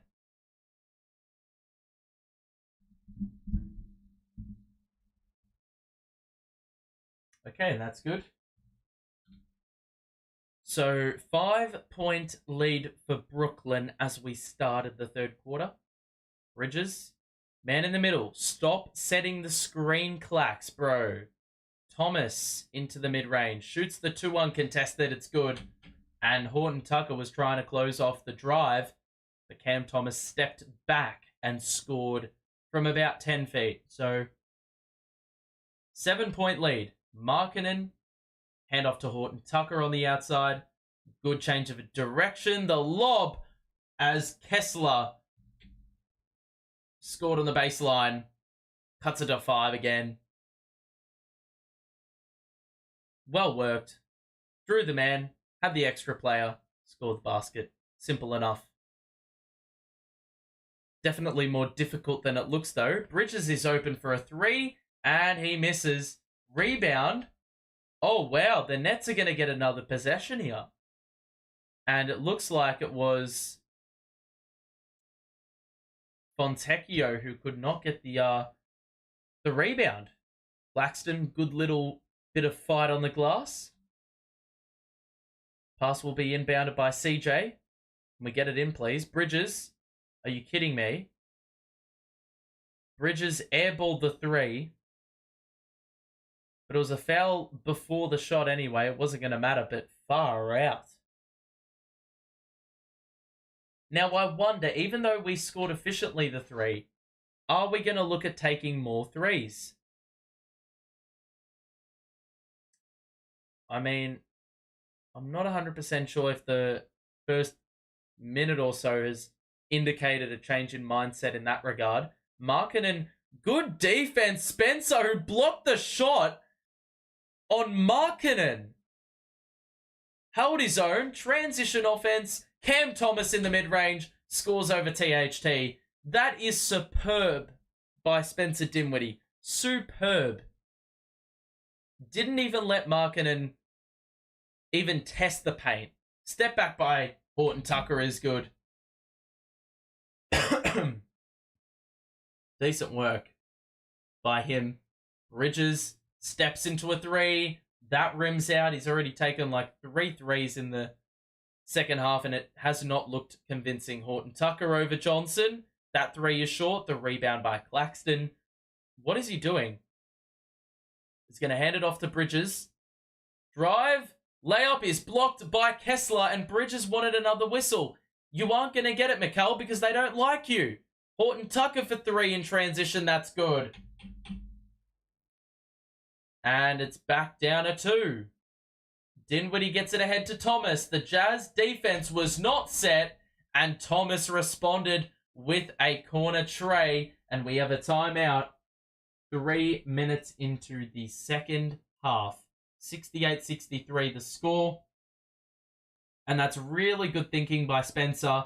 Horton Tucker had not gotten across to his assignment, and therefore the space presented itself, and we now have a timeout being called by the Utah Jazz. It looks like the stats have not updated. So give me a refresh, thank you. And this is what the stats indicate at the moment from a very baseline, a very foundation perspective. 19 points for Cam. 3 dimes, 2 boards. He's been superb today, man. He's been really, really good. And Spencer Dinwiddie's done a great job of finding him. Already the 7 dimes, and the 1 block as well. Like, he just blocked Lauri Markkanen. That is an incredible feat. Guarantee he's probably going to talk about that one for the next few weeks in the locker room, I would imagine. Really good. Really, really good. The defense has been a bit questionable, but Cam broke. Shooting the ball efficiently. Mikal, not so much. He was shooting the ball well from 3 until, this quarter, where he's jacked up a few bad shots. He is not shooting at a very desirable efficiency. Cam Johnson, the same can be said, but like we've said so many times, every game it's a new duo that doesn't perform. This time it's Bridges and Johnson who are 4 of 17, while our backcourt, who usually stink up the gaff, are shooting 13 of 24 and have combined for 10 dimes. So it's crazy. Crazy. We've already put up 4 threes, so maybe the TED talk at halftime was shoot more threes, which I'm not really a fan of because I like us getting 16 free throws in a half of basketball, but shooting the ball well nonetheless. And the Jazz, well, they're getting some pretty good scoring from Colin Sexton, man. He's getting to the line a bunch. But yeah, Lauri Markkanen's been really well defended by Spencer. Hasn't been too many opportunities to shoot from close, and obviously Lauri's got a fair bit of size over Spencer, so he towers over the top. He's going to score those short mid-ranges and layups with ease. So the further out you can push him, the better you're going to be for it. And we've looked really, really good when Lauri's being forced further out. Hasn't made a 3. On the flip side, he's made 5 free throws. And all his buckets have come from inside the arc. Lauri's doubled. Horton Tucker for 3 was open. We knock it down. I don't like that. Do not like that. There wasn't enough of a rollover.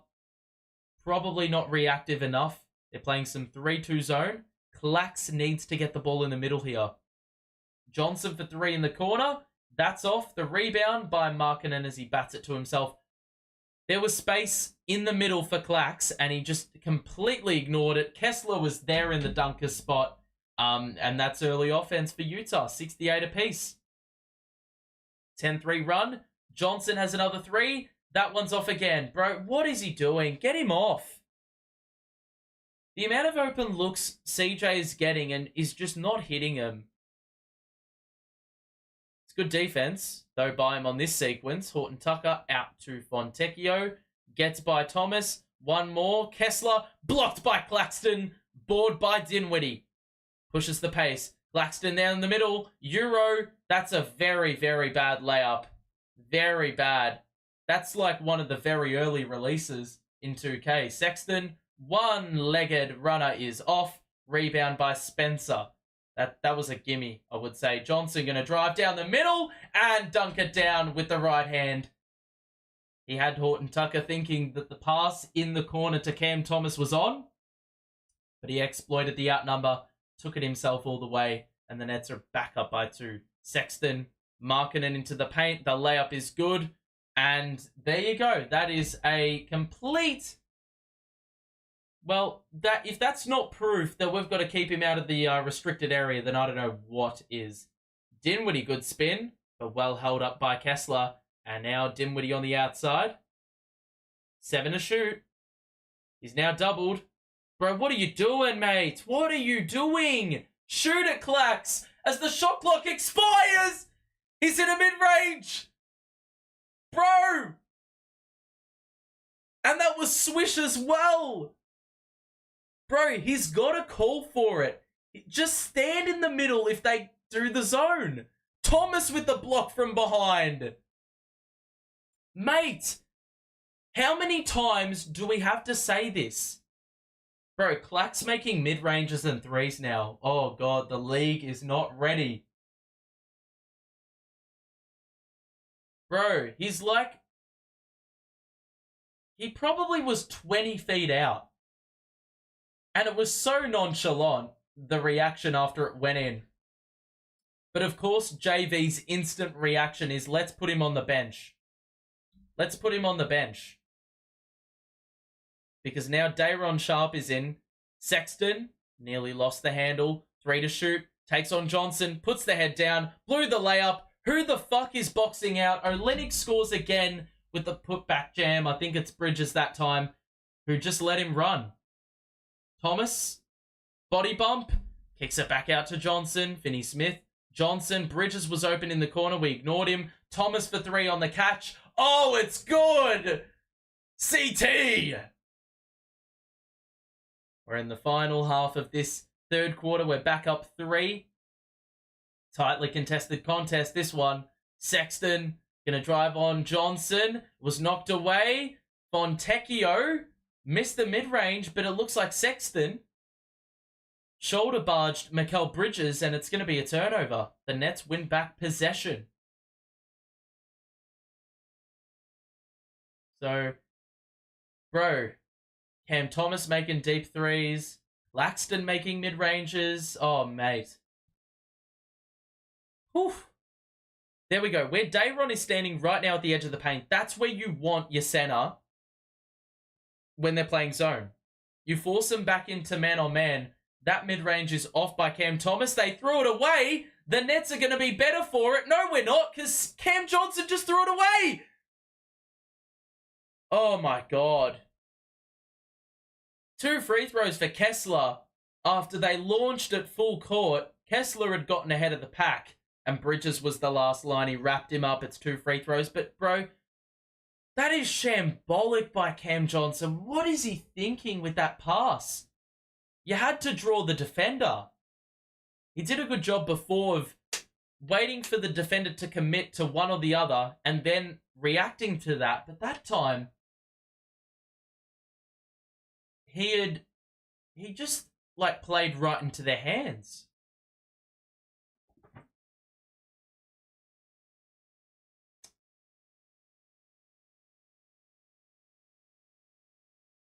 All right. Kessler makes 1 of 2. So I would consider that a win for the Nets because we probably should have conceded 2 points right there. Screen set by Dayron. Finney-Smith. Dayron, don't set the screen, man. Call for it. Cam. Finney-Smith. Cam Thomas was open, top of the key. We passed it to Dayron under the basket. Tried the reverse. It's off. Finney-Smith the board. Bridges the 3 from the corner. It's good. Persistence on the glass, ladies and gents. And it's back up to 5. My God. We don't do it easy, do we? Horton Tucker got rid of Thomas. Oh my goodness. The whoop-de-doo. The reverse scoop. How has he gotten that to go? Thomas top of the key 3. That's short. Dayron bats it back out. Bridges. Finney-Smith the 3. It's off. Rebound by... Oh, you're kidding me. It was a wrap-up. Incidental contact, but it's going to be a foul nonetheless. Dayron Sharp hit with the foul, and it's going to go the other way, the way of Utah. So, multiple attempts there to get the lead back up. Unfortunately, it is going to be the Jazz who regain. Horton Tucker to the bench. So, 78-75. 4 minutes to play in this third quarter. O'Neal and Finney-Smith in. Good cut by Sexton. Wow! Dayron with the block, and he decked Colin Sexton as well. Get out of my house.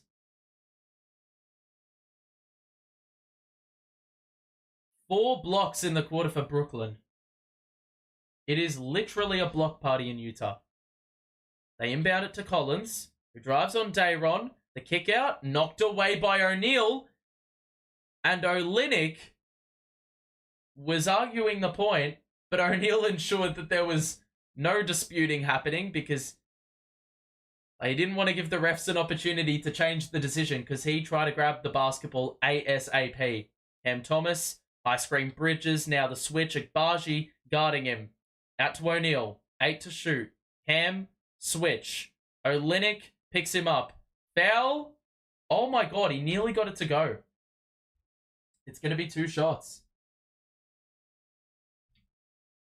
So, we can get this back to a 2-possession game. It has hovered around like a 3 to 7 point margin for the Nets. For ages. I don't know the last time the Jazz took the lead. No, it's going to be an inbounds. from the side. Thomas, that's a bump. Olynyk will pick up the second consecutive foul in about 5 seconds. He's already got 4 personals and he's barely been on the court. So it's going to be Nets on the side yet again. So 78-75. Inbounded to Sharp. Back to CT. Picked up by Collins. Going to drive on him. Gets by. Why did you just pass up a layup? You had an open look. Olynyk sets the feet. Nearly lost his footing on the drive. Bounce pass to the other corner for Fontecchio, who basically might as well have airballed it. O'Neal in transition. Leaves it for Finney-Smith. What a fancy looking pass that was. Waits for Cam Thomas. We slow down the tempo again. That is a foul! Where is it? Sexton the layup. Out of control. That's a foul. How is that a foul and not the other? Bro! That is absolutely rubbish. Where the fuck is the foul? He's just running to his body. Can't believe it. Cannot believe it. This is frustrating, man.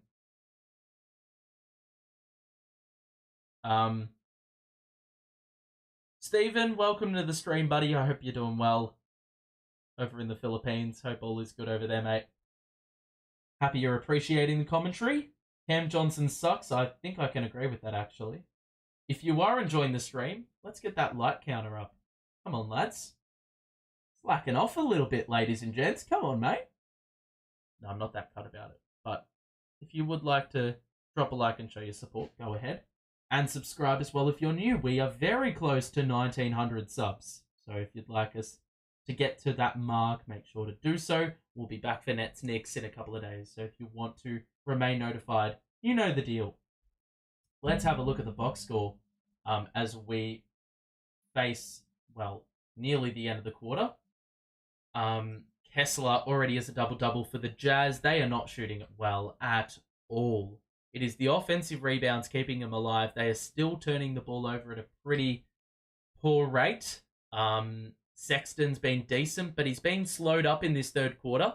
Horton Tucker's decided to sort of get things moving along a little bit for the Nets. Cam Thomas is 22, so he's been pretty vital to the Nets being in front at this stage in the game. Yet he is turning the ball over a little bit too much for my liking. That turnover counter has lifted in this third quarter, already 4 turnovers. We need CJ to lift, man. He's 2 of 9, had a lot of good looks, not capitalizing one bit whatsoever. And Clax need to feed the basketball more to him.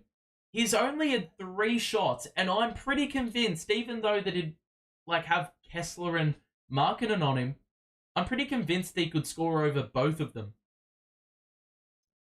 Look, I'm happy to be proven wrong. Actually, I'm not happy to be proven wrong. I don't mind being proven wrong, but you know, you can't, you're not gonna, if you don't test it, you're not gonna know the answer.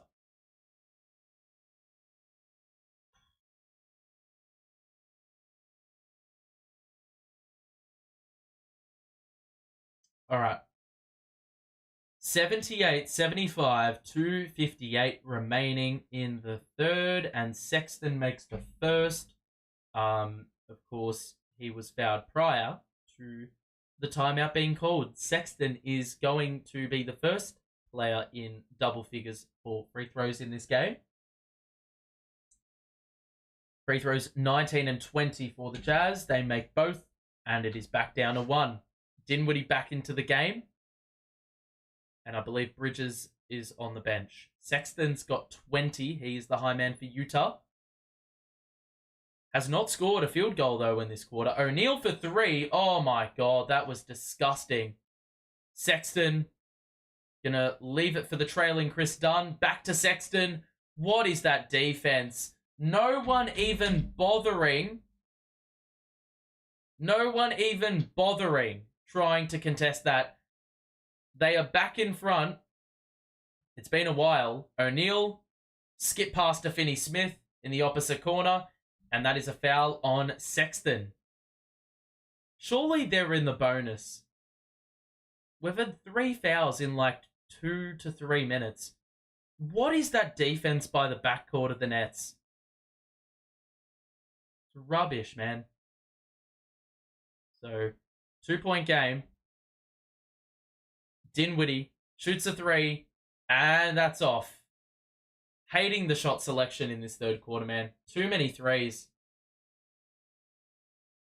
Just because you take more threes, it doesn't mean you're going to make more threes. That 3 by Collins is up, and it's good. It's back up to 5. And I believe the Jazz, that may be their biggest lead of the game. Dinwiddie, high screen. Can we please test the waters in the paint? Bro, just pass the Clax. He's in the middle. He can take on Collins, bro. Here he is. Look. Gets rid of him. Scores for 2. How many fucking times do I have to say in this damn watch party? Feed the guy. Christmas is coming up. Give this guy a whole feast, bro. Feed him. That 3 is good by Markkanen. It's now up to 6. 3 consecutive 3-pointers have given him this nice little buffer. Dinwiddie. Pass to Clax again. Typical. Oh my God, he lost the ball. Bro, you had Sexton on you and somehow lost the ball.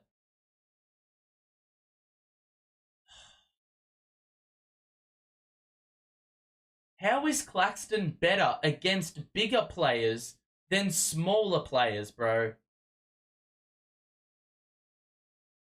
We've got 4.3 to get a shot up if we win the jump ball, that is. We win it. 3 to shoot. Dinwiddie from the logo. That's an air ball. What? So confused. They've stopped the game.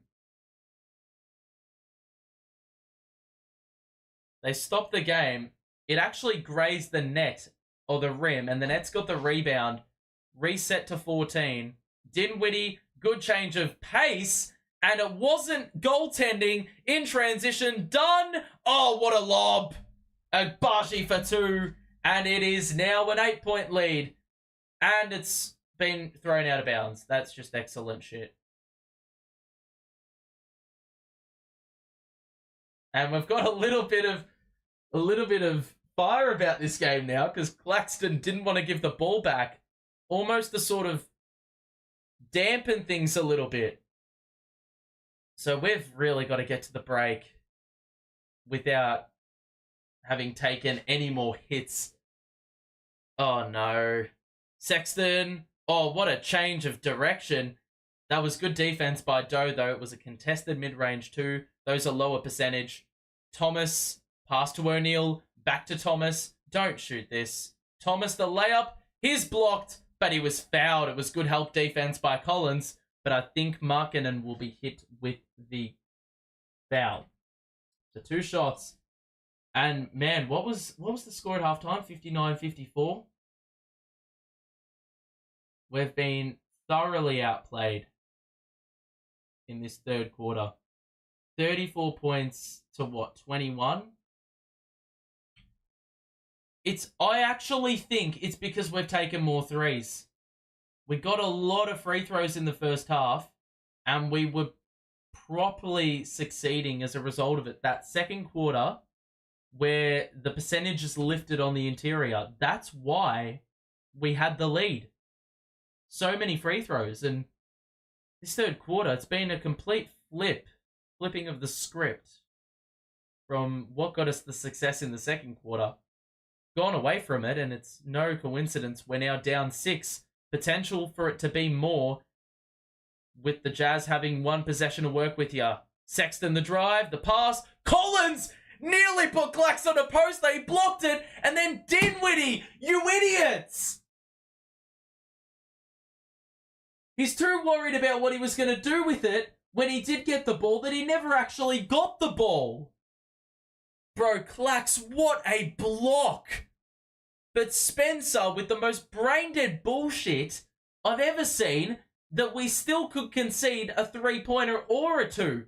Got to get it in. Markkanen. Oh, that's a deep three.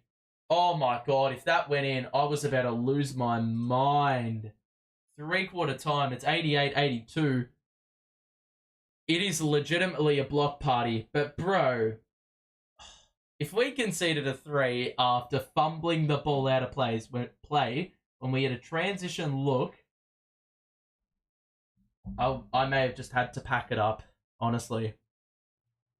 Alrighty. Let's have a look at the chat. Eddie, welcome to the stream, buddy. Hope you're doing well.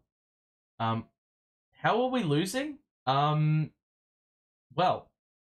my friend, let's have a look. Let's have a look. Let's have a good old look. Box score time. And the first thing I want to have a look at is the threes. We had 13 at the half. Would you look at that? We had 13 threes at the half and 7 makes. And now we have 26 threes and have only made 3 in the third quarter. Please tell me why we decided to take 13 threes in a quarter. Completely went away from what was successful in the first half. We had 2 free throws in that third quarter. We had 16 in the first half. So all of a sudden, the shot profile has completely changed, and that's why we only scored 23 points in the quarter and got killed defensively because we weren't getting enough makes. Look at the amount of threes from the same spot. I don't know if we can see it in the third. Can we see it by a quarter? That button doesn't even work. Would have loved if these buttons actually worked. Because I'm pretty sure if I click where I'm trying to click now, total, it would actually tell me quarter by quarter. But like so many missed threes in this section, man. And look, as I hover over all of them, third. That's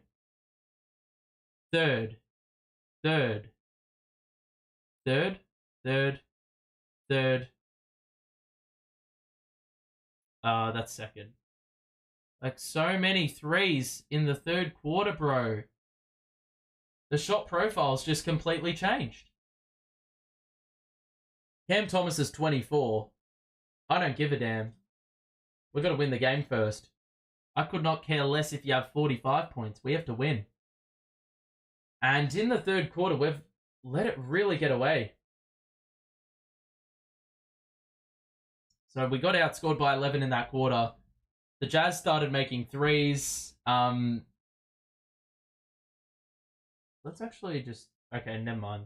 The last quarter started. I'll go back to the box scoring at the next timeout. Markkanen, Collins picks up his dribble. The shot doesn't get the bounce. Bro, you let Chris Dunn get a fucking offensive board over your Clax.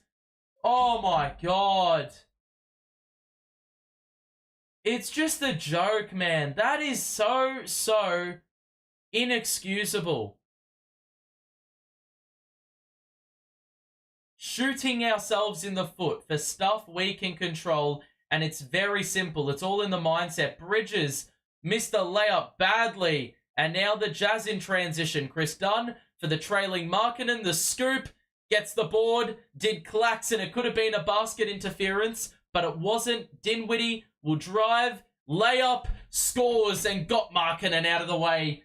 And Spencer, when he's put the head down and driven, he has properly looked like nearly our most dangerous player on the night. Horton Tucker takes a few dribbles, bounce pass to Collins under the basket, back out to Horton Tucker in the corner, picked up by O'Neal. Step back 2, that's a tough shot, and he makes it. I mean, look, I can't complain with you forcing them to make that bullshit, but Can't be asked, man. Corner 3 for Finney Smith. He's got to hit that. He does. And those are the threes I can take, not the bullshit contested ones from 5 feet behind the line. It's 92-87. Horton Tucker will give it out to Collins. Puts the ball on the floor. Backs down O'Neal. Knocked away by O'Neal. He won possession. And that's got to be a take. It's got to be a take foul. Got to be a take foul. We were out in transition, bro. We have not had a take foul this season, I feel. Ever. Bro, he's just holding his arm. That has to be a call. Thank you. It's going to be a free throw for Bridges after the foul by Collins. And he's... Oh my god. How many times do you want to miss a free throw, Mikal? Seriously. It has been a rough watch today, watching Mikal. Dinwiddie. Screen by Clax. Pass into the middle for Clax was knocked away. Turnover again for the Nets. Horton Tucker. Layup is good. And, bro, the crowd are into it now. Fully. Dinwiddie. Finney Smith. Back to Dinwiddie. We've got to stop the turnovers, man. That was one area we were really in control of. That is another crap 3, Royce. Didn't even test the paint. Shot some bullshit from 5 feet behind the line again. Markkanen. How is that a foul? How is that a foul? Free throws coming up for Markkanen. Finney Smith blocked him. Oh my goodness. We are in trouble, aren't we? So the Jazz will probably be able to do something here that we couldn't even do when we had the lead for the best part of 2 quarters. Get the lead up to 9. I don't think we had a lead this great. Cam Thomas is going to check back in at the 9:13 mark, and it's O'Neal to the bench. Thank fuck for that. Honestly.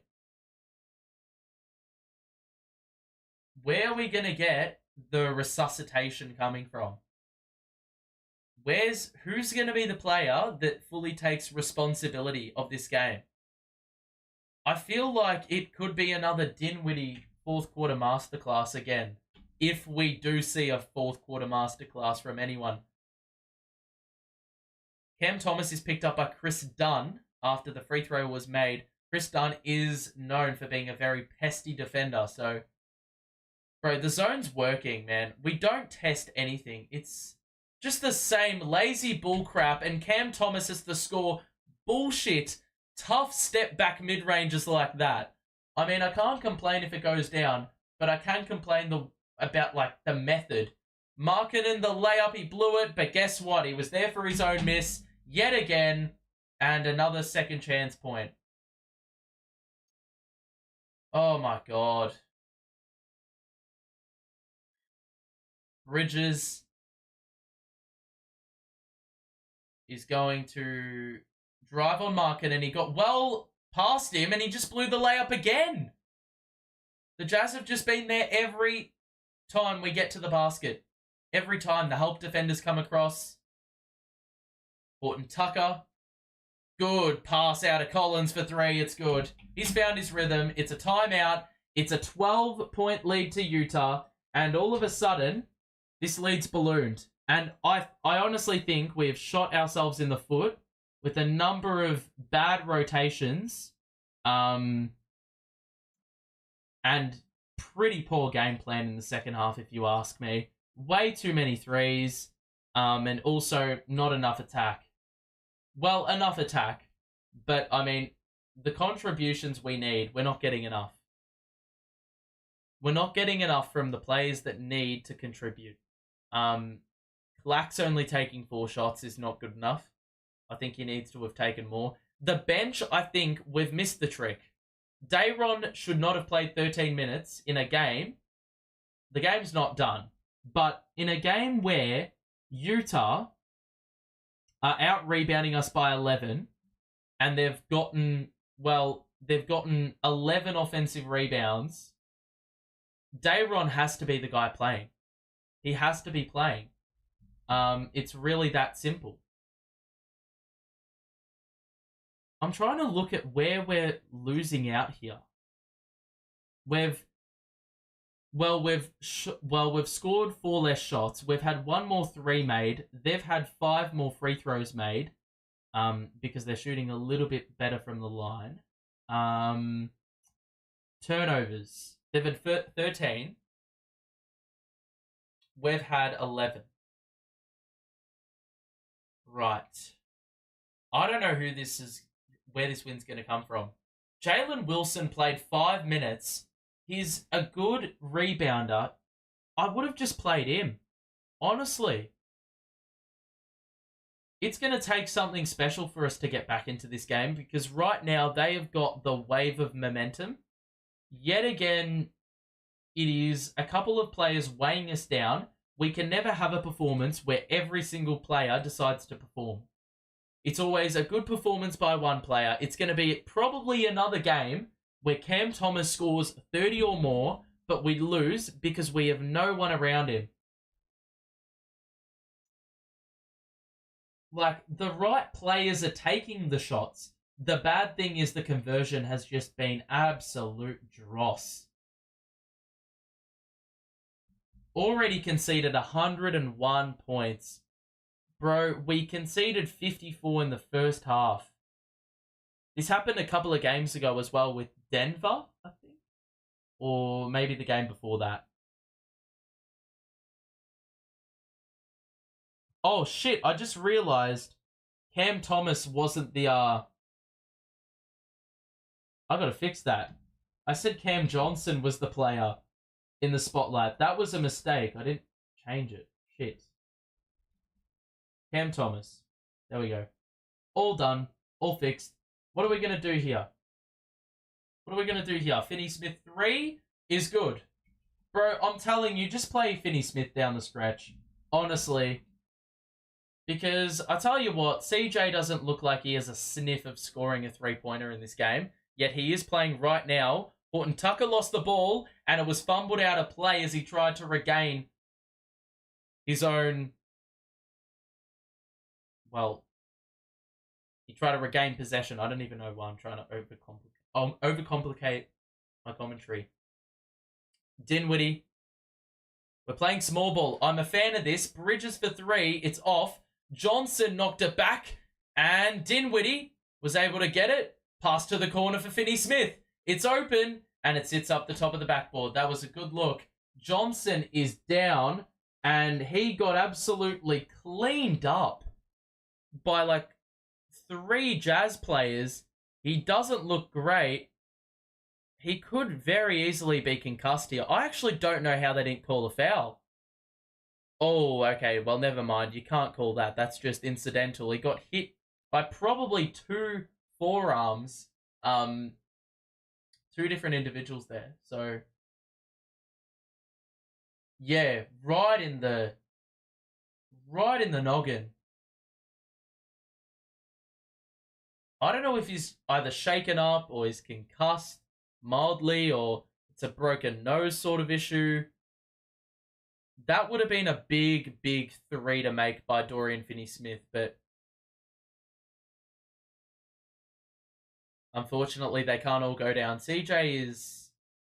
I don't know if it's a broken nose issue or what.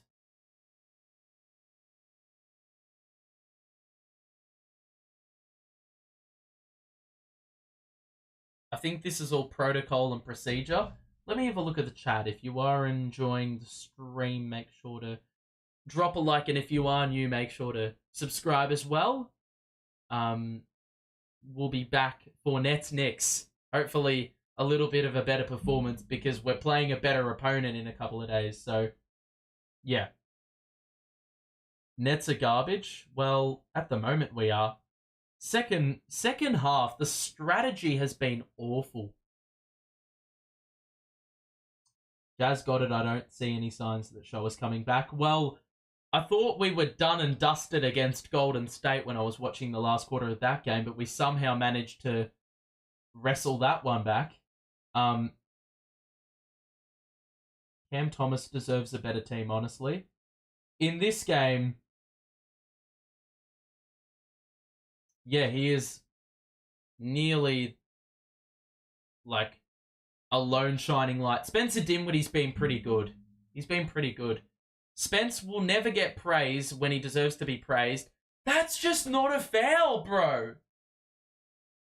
Oh my god, man. Get someone better on Sexton, bro. Every time he drives, he gets a call. The same crap. Every sequence. And Mikal's had a really rough 3-game stretch as well, should I add. 9 points on only 8 shots, 18 points on 17 shots against the Warriors, and then 13 points on 15 shots against the Jazz today. Sexton makes both, and it's back up to 11. We've got a long, long way to go in this one. Please just find a way. Spencer to O'Neal, back to Dinwiddie, back to O'Neal, pass to Finney-Smith, bounce pass to Bridges, gets into the paint, Dinwiddie's open in the corner for 3, gotta hit it, and he does. And I think this is the one thing, this was like the last trick in the book for JV. He had this one sitting in the back pocket, and he's decided to bring it out in the last quarter, the 5-man out lineup. Horton Tucker the response. Well, you aren't going to win games of basketball if you're defending like that. I can tell you right now. That is just rubbish. Finney-Smith in the middle. Dinwiddie. The screen. Dinwiddie. Back out to Finney-Smith. Dinwiddie again. We've got 7 to shoot and have done nothing with this possession. Finney-Smith. Thomas catch and shoot 3. Yes! Where's the foul? It's an 8-point game. We keep on hanging around with all these threes we've made in the last couple of possessions. Horton Tucker the spin. The layup is good. That was a fucking good move. Really good move. Thomas again for 3. Oh, it's good again. Dude! How many threes? We've got the 5-man out lineup. 5-out lineup, and we've hit like 4 threes in a row. Yet we still trail by 7 because we're allowing lob passes like that to Kessler. I mean, that is... If they're going to have Walker Kessler on the floor and we're playing 5 out, well, they're going to find a couple weaknesses. Oh my god, heat check Thomas. Didn't even hit the rim. And it's a transition play, and they've absolutely blown it. Nope, they haven't. Agbaji in the corner for 3, it's good. It wasn't even intended for him. They knock it down, and it is a 12-point lead just like that. So there just has not been any resolution. Every single time we play every single team, there is always a damn half where we stink. It's either the first half or it's the second half. Now, what happened last game? We lost to the Warriors by 4, and what happened there? First half, we shipped off 70. Second half, we fought back and fell short. This game, we started well, and in the second half, it's capitulated. We've been outscored 59-42 in the quarter. Not the quarter. Oh, mate. If we got outscored 59 or conceded 59 points in a quarter, I would have lost it. Granted, I don't think that's possible. This is the worst spot you can be in as a team stuck in mediocrity. Well, granted, we were always going to be a team stuck in mediocrity. It was just a matter of whether we were at the higher end of mediocrity or the lower end. I actually still can't work out where we are. There is no way Noah Clowney has a higher salary than Cam Thomas. I don't think he does. Or they're probably on the same rookie deal. Well, given Clowney got picked higher and Cam Thomas is still on his rookie deal, yeah, he probably... Yeah, Cam Thomas was picked lower in the first round, so yeah, he would be getting paid more, Clowny. We're done. This game is over. We can't get stops. That's the primary issue, man. I don't understand, bro. I don't understand. Like, this is the Nets team in a nutshell. You play good in one half, you play shit the next. You go from good... Oh. Completely annihilated the microphone there. You play good one half, you play shit the next. We conceded 34 points in the third quarter after holding them to under 30 in the first two. We have already shipped off 25 points with 5 minutes to play in this game. 25 points in 7 minutes. That's on pace for at least 35 again. So you mean to say we're going to ship off another 70 points to a team that's won 9 games of 26? Come on now. Come on. At some point, you got to just say, like, the defense, bro, where is it? Where are we going to get? Where are we going to get the defensive improvement from? I would not be one bit opposed to sending CJ to the bench and start Dorian Finney-Smith. Honestly.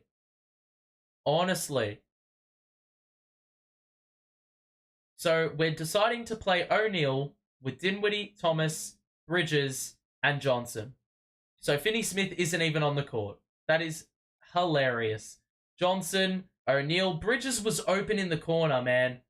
O'Neal, Bridges, oh my god, we cannot work out the zone. Bridges to Johnson in the corner, kicks it out to Thomas. We're not even thinking about a layup, which is a problem. Thomas over the top, didn't even hit the rim, bro. That zone is working a treat, and I think in practice, whenever we get another team practice, you've just got to work out, you've got to practice maneuvering through a zone, because we just cannot work it out. Sexton for 3 over Thomas. That's off. Rebound Johnson. O'Neal's going to push the pace. He goes down the middle, out to Bridges. Quick trigger 3. Didn't even get close. This is the problem with shooting bullshit threes in the second half. I said this at the start of the... Well, sorry, three-quarter time. The shot profile in the second half has been absolutely rubbish. O'Neal just knocked it off the rim, nearly conceded a score. Mate, what are we doing, man? We're very lucky to have not conceded there. Johnson has a wide open 3. If he doesn't make this, oh my god. And that's going to be a 2 for Agbaji. Bro, I cannot be fucked. O'Neal, Dinwiddie, shoots another 3, misses another 3. I honestly could have gotten a soundboard out. I could have recorded myself once saying we've missed the 3 and I just need to press the button because I don't even want to waste the breath now. The game is, like, done. Horton Tucker scores another 3. Bro, this is actually laughable. We have gotten smoked in the second half. And there are games where I'd say, I'd just go out and say, well, we've played a good team, and that I can take if we lose to a good team. Heck, even last game against the Warriors, like we lost the game on the back of missing a layup, right? And those are losses I can take because Steph Curry went off in the last quarter and scored 18 or whatever. But this loss is abysmal, mate. This loss is inexcusable, dude. When you have the lead at the main break against a team that is 9-17, that should not mean in a half's time you're going to get outscored by 22. Never. The defense continues to be lackluster. Make a change, JV. Make a change. How many times, bro, At some point, you've got to bite the bullet and just say, we've got to play taller. Play Finney Smith, bench Cam Johnson. And that's it. Am I saying that Lonnie Walker and Dennis Smith Jr. are the reason we're shipping off this many points? Dennis would help. He would have been a great matchup for a player like Sexton, especially when we just cannot guard him for the life of us.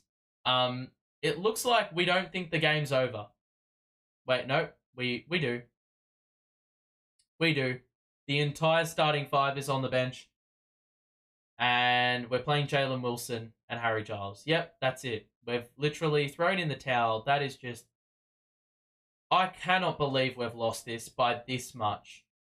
But you know what? We fucking deserve it. Because look at that. That's another wide open three, man. I don't even care if it's the bench. Wilson. Got rid of Olynyk. That's an offensive foul. He's just completely bulldozed Olynyk. Like, why did Wilson play 5 minutes until now? He scored 5 points in 5 minutes. Cam Johnson can't even say he's scored more than 5 points. And he's played like 25 more minutes. Bro, come on now. That's another layup. It is depressing the Jazz are playing their starters when they're up 19. But still, like, my God. O'Neal for threes, missed again. That sums it up. Long rebound, Jazz. Sexton puts the head down. Watford got swatted. Or swatted the shit out of Sexton. And I think it went off Sexton as well. This half, we have scored 42 points. The Jazz have scored 66. Now, I don't really know what you want to... What do you want to put it down to? Do you want to put it down to the scoring being shit, the offense sucking, or do you want to put it down to the defense? And sometimes we say the defense... Sometimes we say the defense leads to the offense, and sometimes we say the offense leads to the defense. I think today the offense had a knock-on effect to the defense. Way too many times, as Watford scores for 2, way too many times were we jacking up threes. It contributed to long rebounds. They were getting in on the break. And they found the right shots. They were taking the right shots. A travel by Hendricks, who was the guy that I could not name before. That was the problem. It did not help that Bridges couldn't make a shot for his life. CJ couldn't make a shot for his life when we needed the scoreboard to keep ticking over. Like, oh my God. Watford under the basket. The number one thing we have to resolve, though, and I cannot emphasize this enough, we have to learn how to fucking work through a zone. It's ridiculous. Oh my God. Dayron fumbled the take and then missed the hook shot because of great Kessler defense. Into the final minute. And we'll do a post-game. We'll keep it short because, quite frankly, this is one of the games you want to forget and you don't want to dwell on it too much. But we will talk about the blatantly clear problems. And there's a 2-pointer for who the hell is that white guy? I've got no clue, man.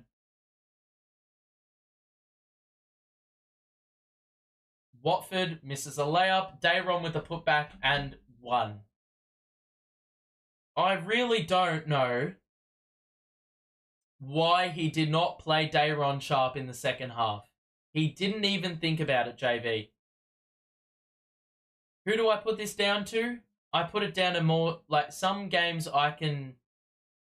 Well, first I can say, well, as Dayron misses the free throw, I can put it down to 2 things. Like, it's on JV and the coaching staff for probably saying shoot more threes, even though we were shooting them at a superb percentage at halftime. More threes don't mean a more threes attempted don't necessarily mean more threes made. And nobody's just knocked down a three. A white dude with tats. You know how low it gets when a white dude with tats is knocking down three-pointers on you. No disrespect, Joe Harris. Watford hits a three, but I don't give a shit. The game's over. We've lost by 17, and my God, was that second half ugly. We just shipped off 71 second half points. 71 second half points to the Utah Jazz. Bro, what are we doing, man? What are we doing? We got annihilated in that second half. What the hell happened? 125 points to Utah. Bro, JV, you have to sort this shit out. Sort it out. It's not hard. Bro, anyone could see that our defense is rubbish. Is it as simple as saying, well, we don't have Ben Simmons and we don't have Dennis Smith Jr., so therefore our perimeter defense sucks? Is it that simple? No, I don't think it is, because there is a number of players that can play defense. The scheme's got to change. But the offense, bro, let's have a look at the box score, ladies and gents. My goodness gracious. Another 30-point game. Another 30-point game for Cam Thomas. And yet, it counts for nothing. No, he did not score 2,432 points. He only scored the 32 points, unfortunately. But, yeah, my goodness. What an ugly, ugly look at the Nets today. Mikal Bridges shot 1 of 8 from inside the three-point line. And Cam Johnson shot 2 of 10 overall. Those two combined for under 25% from the field. And you cannot have two players that are getting paid a combined $50 million shoot that poorly from the field. They shot 23%. 6 from 26 is 23%. Cam Thomas shot the ball superbly. Spencer Dinwiddie put up a few too many threes for my liking, and that probably embodied the second half, but I think he did a great job of facilitating today. He had 11 dimes and 17 points. He only turned it over once. Spencer and Cam were not the problem today. Defensively, potentially, because we had Colin Sexton go nuts and Horton Tucker do the same. But those guys, kept the scoring going. The problem was the defense, I think, for me. The offense led to that. Because you look at the full-time stats, and in the first half, we shot 7 of 13 from 3. We shot 9 of 25 in the second half from 3. 9 of 25. As far as I'm concerned, we shot more than double the amount of threes, barely got the same amount of output. Or barely got any more advantage from the output we got. We shot the ball 42% overall. I don't even give a shit, though. I don't give a shit. We had 4 free throws in the second half. We had 16 free throw attempts in the first half. Where did that go? In the second half, we just completely forgot how to drive the basketball. Shot way too many three-pointers. I'd love to see the splits of, how many threes we took. The ratio of 2s to 3s. Let's have a look at the chat and see what's going on here. Oh my God, we've got a lot of shit to read. Why did Harry Giles not play earlier? My guy, I'm going to tell you right now, Harry Giles is not making a difference. At least he's been scoring in his minutes per game.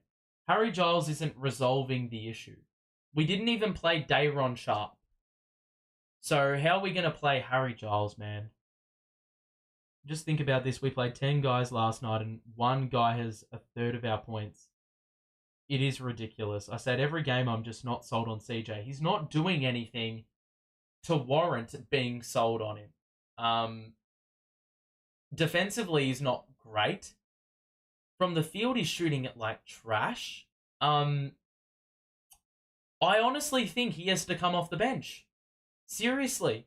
I'd rather not lose out on defense and play Dorian Finney-Smith for maybe a few extra points that Cam Johnson's going to bring on the offensive side.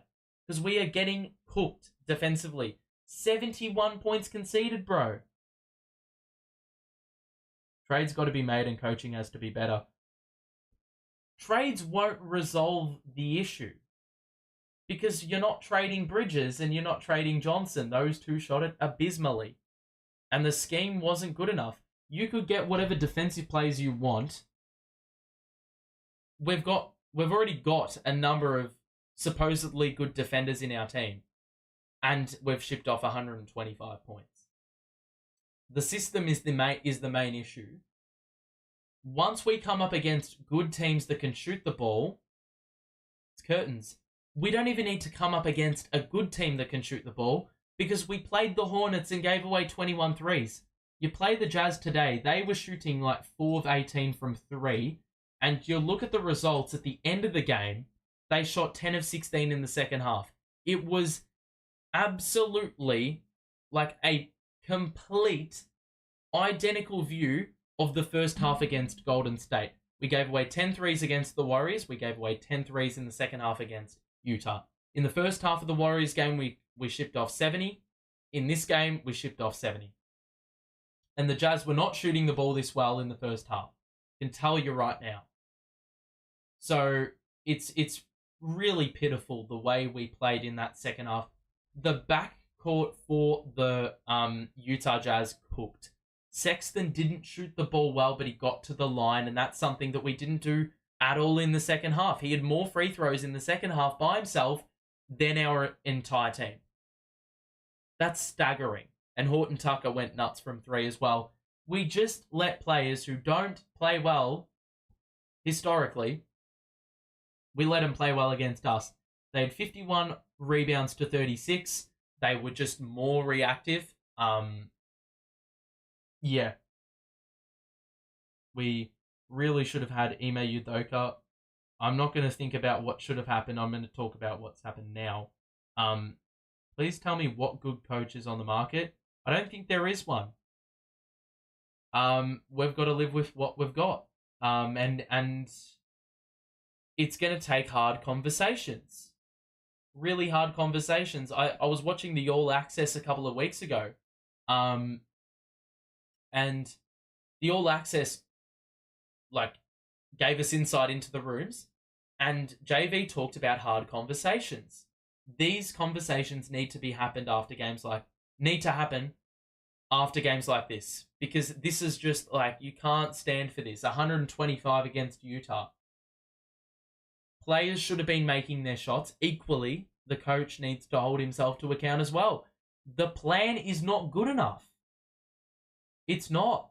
It is not good enough. You cannot ship off 120 points this many times in a season with this many good defensive players on your team. Insane downgrade on the defense from last season.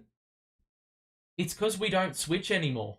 We're trying to play man-on-man stuff and it just doesn't work. We're trying to protect the paint. That sort of works, but in a game like this, you're gonna get killed on the interior. So how about try playing to your strengths, you know? It's like you can't put all your eggs in one basket. I think we've put all our eggs into the wrong basket. Because the threes, man, they are killing us. Killing us. JV is ruining talented players with his terrible coaching. Doesn't know how to utilize players' abilities properly. I'll give him credit for making our team not incredibly, but much better offensively than I think we could have ever imagined. But that being said, bro, the defense, I don't give a shit if you score 120 points. If you're shipping off this many points to teams that are supposed to be shit, it's a problem. You have to resolve it.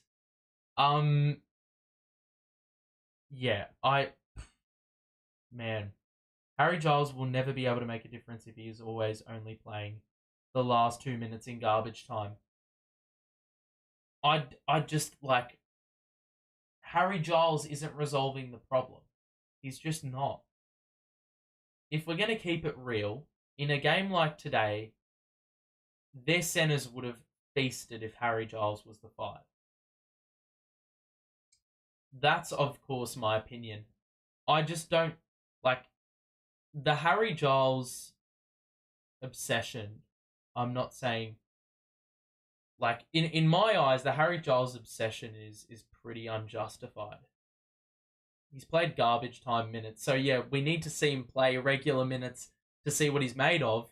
But that being said, at the same time, I don't think he there's room for him to play rotational minutes.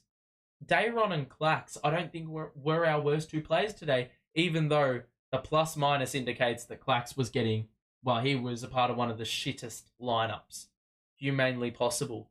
Dayron only played 16 minutes though, which I think is an absolute blunder because we were getting absolutely spit roasted in that second half with the rebounds and such, and playing 5 out, I don't care how many threes you make.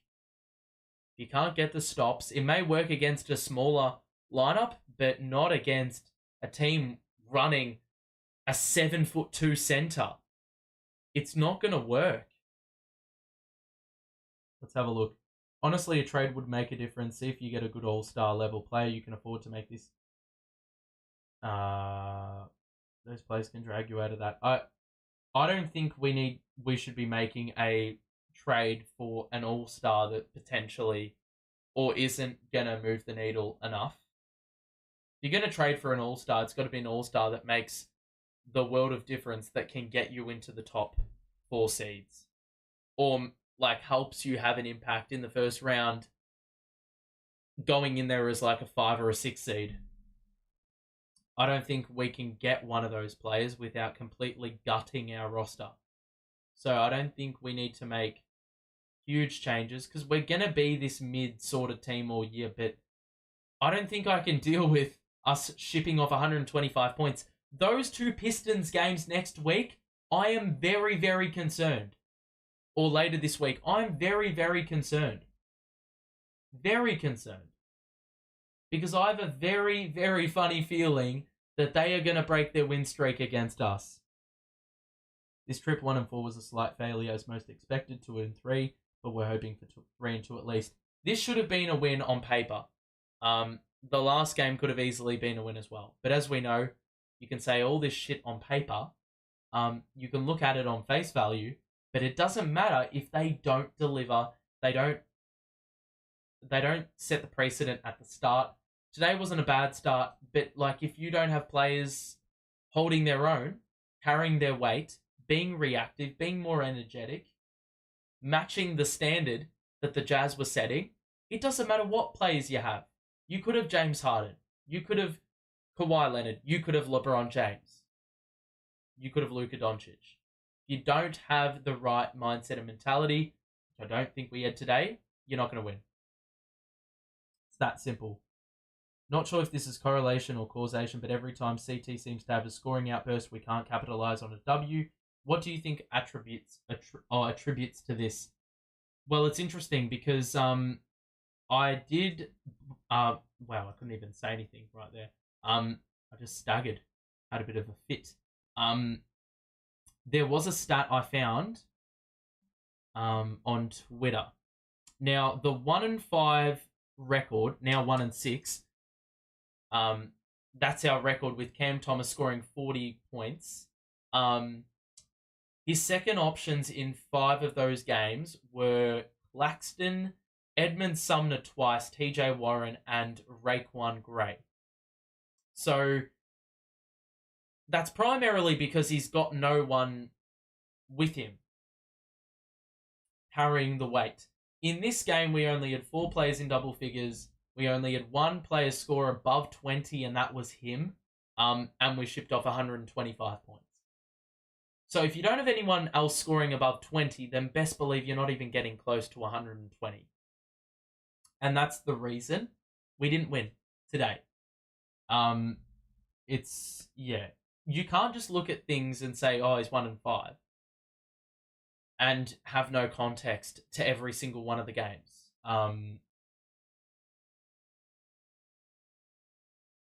JV wants to get up as many threes as possible, yet is willing to concede them with his defensive scheme. That is exactly right. That is 100% right. I could not say that any better. The 25 threes that we shot in the second half, we didn't even come close to the production of the Jazz in the second half. They hit 10 of 16, I think.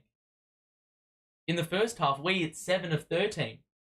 So this game was showing that less actually equals more. If we didn't shoot 25 threes, we shot 13 again, then maybe we have 12 better shots.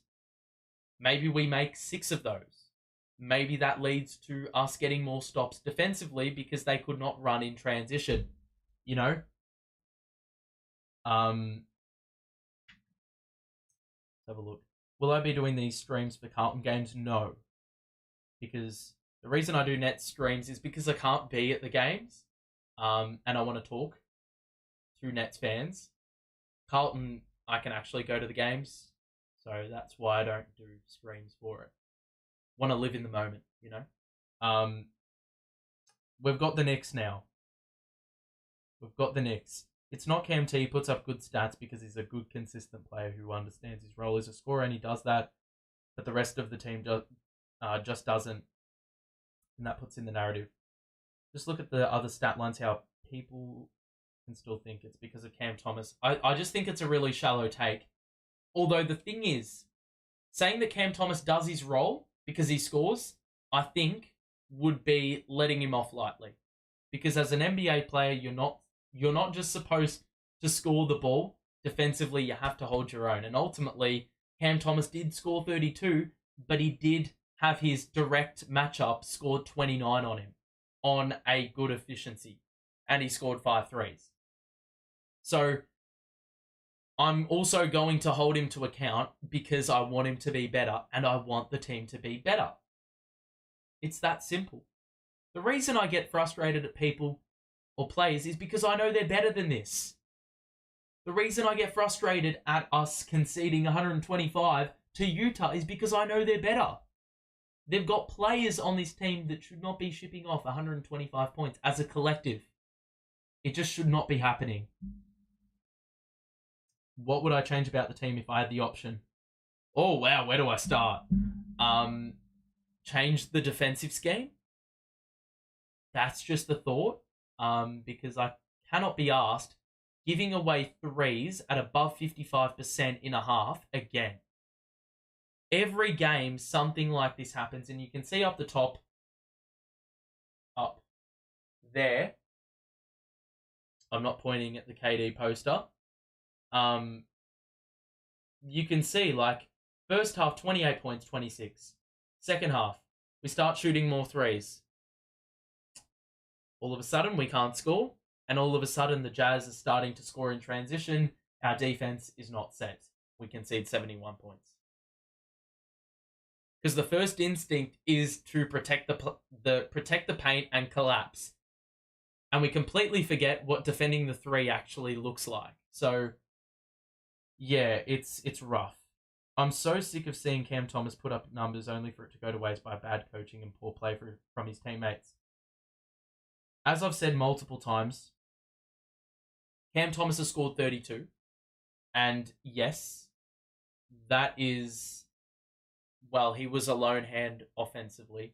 And I'll say it again, just because he scored well, it doesn't mean you let him off on the defensive side of the ball. You don't say, he scored 30, his job's done. When you see this team concede 125, you look at the box score, you see how many minutes these guys have played, 36, 36, 35, and then you look at the bench as well, O'Neal and Finney Smith. And even Cam Johnson and Clax, for that matter, because they played the start of the second half. You say to them, well, it's your fault. It's also your fault, Cam, because you're a part of that team that is, you look at his plus minus, he's a negative 17. And you look at Clax, Mikal, Spencer, those plus minuses tell me that those players align, those minutes align, and ultimately Cam was a part of the team the 5-man unit that got punished the most. We said pre-game that for a 5-man unit, that has played 75 minutes or more this season, our starting 5 that we started with tonight, and obviously started the second half with, is the 6th worst defensive lineup in the entire league for a 5-man unit that's played more than 75 minutes. We are shipping off a defensive rating of 120.6. So let's round it up to 121. For a team with Bridges and Clax and supposedly Cam Johnson, who was supposed to be a good defender, you should not be doing that. At this point, the first thing I would do, short-term fix, DFS starts Cam Johnson to the bench. I don't care what CJ is getting paid. I don't care what affiliation he has with Mikal Bridges. You look at what he's been doing production-wise in the last few games or so. What has he been doing when the game has been hanging in the balance? Has he delivered? No, he hasn't. No. So what you do is you tell him, you got to earn your minutes back. You've got to earn your minutes back. It's as simple as that. Cam's defense was actually a bright spot compared to others. Are we really doing this right now? I'm just going to say that he was guarding Taylor Horton-Tucker, and Horton-Tucker scored 29 and scored 5 threes. So it's really, what are we willing to trade off here? You know, he scored 32, but his direct assignment scored 29. So yes, Cam Thomas scored 32. That guy was keeping us in the game. 100% got to give him praise. But I'm not going to let him off the hook, because he was a part of a collective unit that could not get stops, and that is what we needed in the second half. Irrespective of us scoring 49 points offensively, it's not about Cam Thomas not passing the ball, whatever. That's not why we only scored 49 points. It's because we were shipping them off, man. And we were jacking up threes. That's not on Cam Thomas either. I think the game plan was flawed in the second half. The rebounding, we could not out-rebound them. It's just, yeah. It's just, ultimately, they deserve to win because they set the precedent. They set the standard. We never matched the level. We never got the stops needed. I'm very interested to hear the presses post-game from JV and from Cam, because I think that's going to tell a story as to, well, is there going to be accountability? Do we recognize where the problems are? Do we recognize we need to make changes? I think that's the key thing. Do we recognize that we need to make changes? Because we can see the problems, but we don't necessarily have to act on them. But good teams will adjust. I'm going to wrap things up in a moment. Let's see what else. It's just the fact we don't run any game plan on defense. We just do whatever we want to and don't analyze the opponent. I think it's really, you can dumb it down as far as saying that we do not defend the 3. It's that simple. One thing a player hates is being taken off. It's demoralizing. It's hard to play well when you're not up for it mentally. If you're an NBA player and you're not playing well, you shouldn't take going to the bench personally. You should recognize that you have to lift. You have to earn your spot back. If you aren't in the game mentally, if you're not good enough to know that you need to bounce back and you need to earn your minutes back, then you're not fit to play minutes. And that's ultimately why you go to the bench in the first place.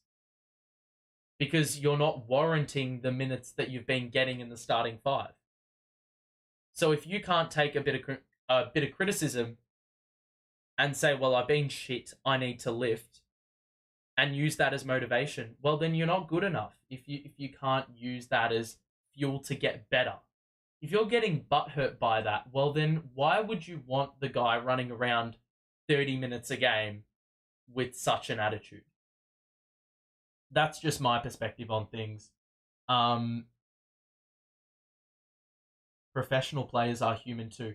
I understand there's an emotional element, but in saying that, like, the emotional element is, well, let me not get bogged down if I get held accountable. That's human. Sometimes you got to get pulled up on shit that you're not doing right. You've got to be told you're falling short and you need to get better. And the human thing to do is potentially to get hurt by it, but you can't let that, you can't let that be a hurdle for you. You just have to cop it on the chin and you have to move forward. That's a life lesson as well. Some things won't go your way, but you've just got to push forward. So, I mean, that's the ultimate lesson out of this. We lost by 17. Some things aren't going to go your way, but you've just got to push forward. And we've got to find a way.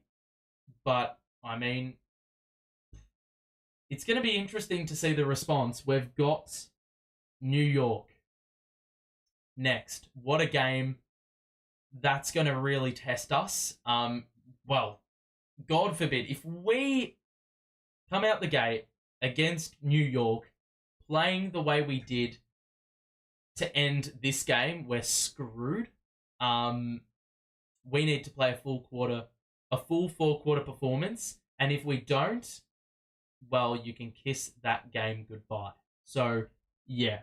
I'm just going to look at the chat finally. Bench Cam J and start Dorian. That is my call. I don't understand why Brooklyn went small to combat Utah's size. A lot of the game Brooklyn has lost so far. Yeah, look, we were our own worst enemy, but I do think the 5-man out lineup has worked in the past when we've looked in the mud. So I don't mind us going to that as a last resort. But yeah, I think that's going to do it. If you did enjoy the stream, make sure to drop a like on the way out. Obviously, can't enjoy the victory that the jubilation that comes with a win, but we've got another opportunity in a couple of days' time. We will be streaming that, so if you want to tune in and have a chat with me and follow along, then make sure to tune in. But that's going to be it from me. Make sure to stay safe. We will see you soon. I will see you in 48 hours. But for now, have a good one. Stay safe. And bye for now.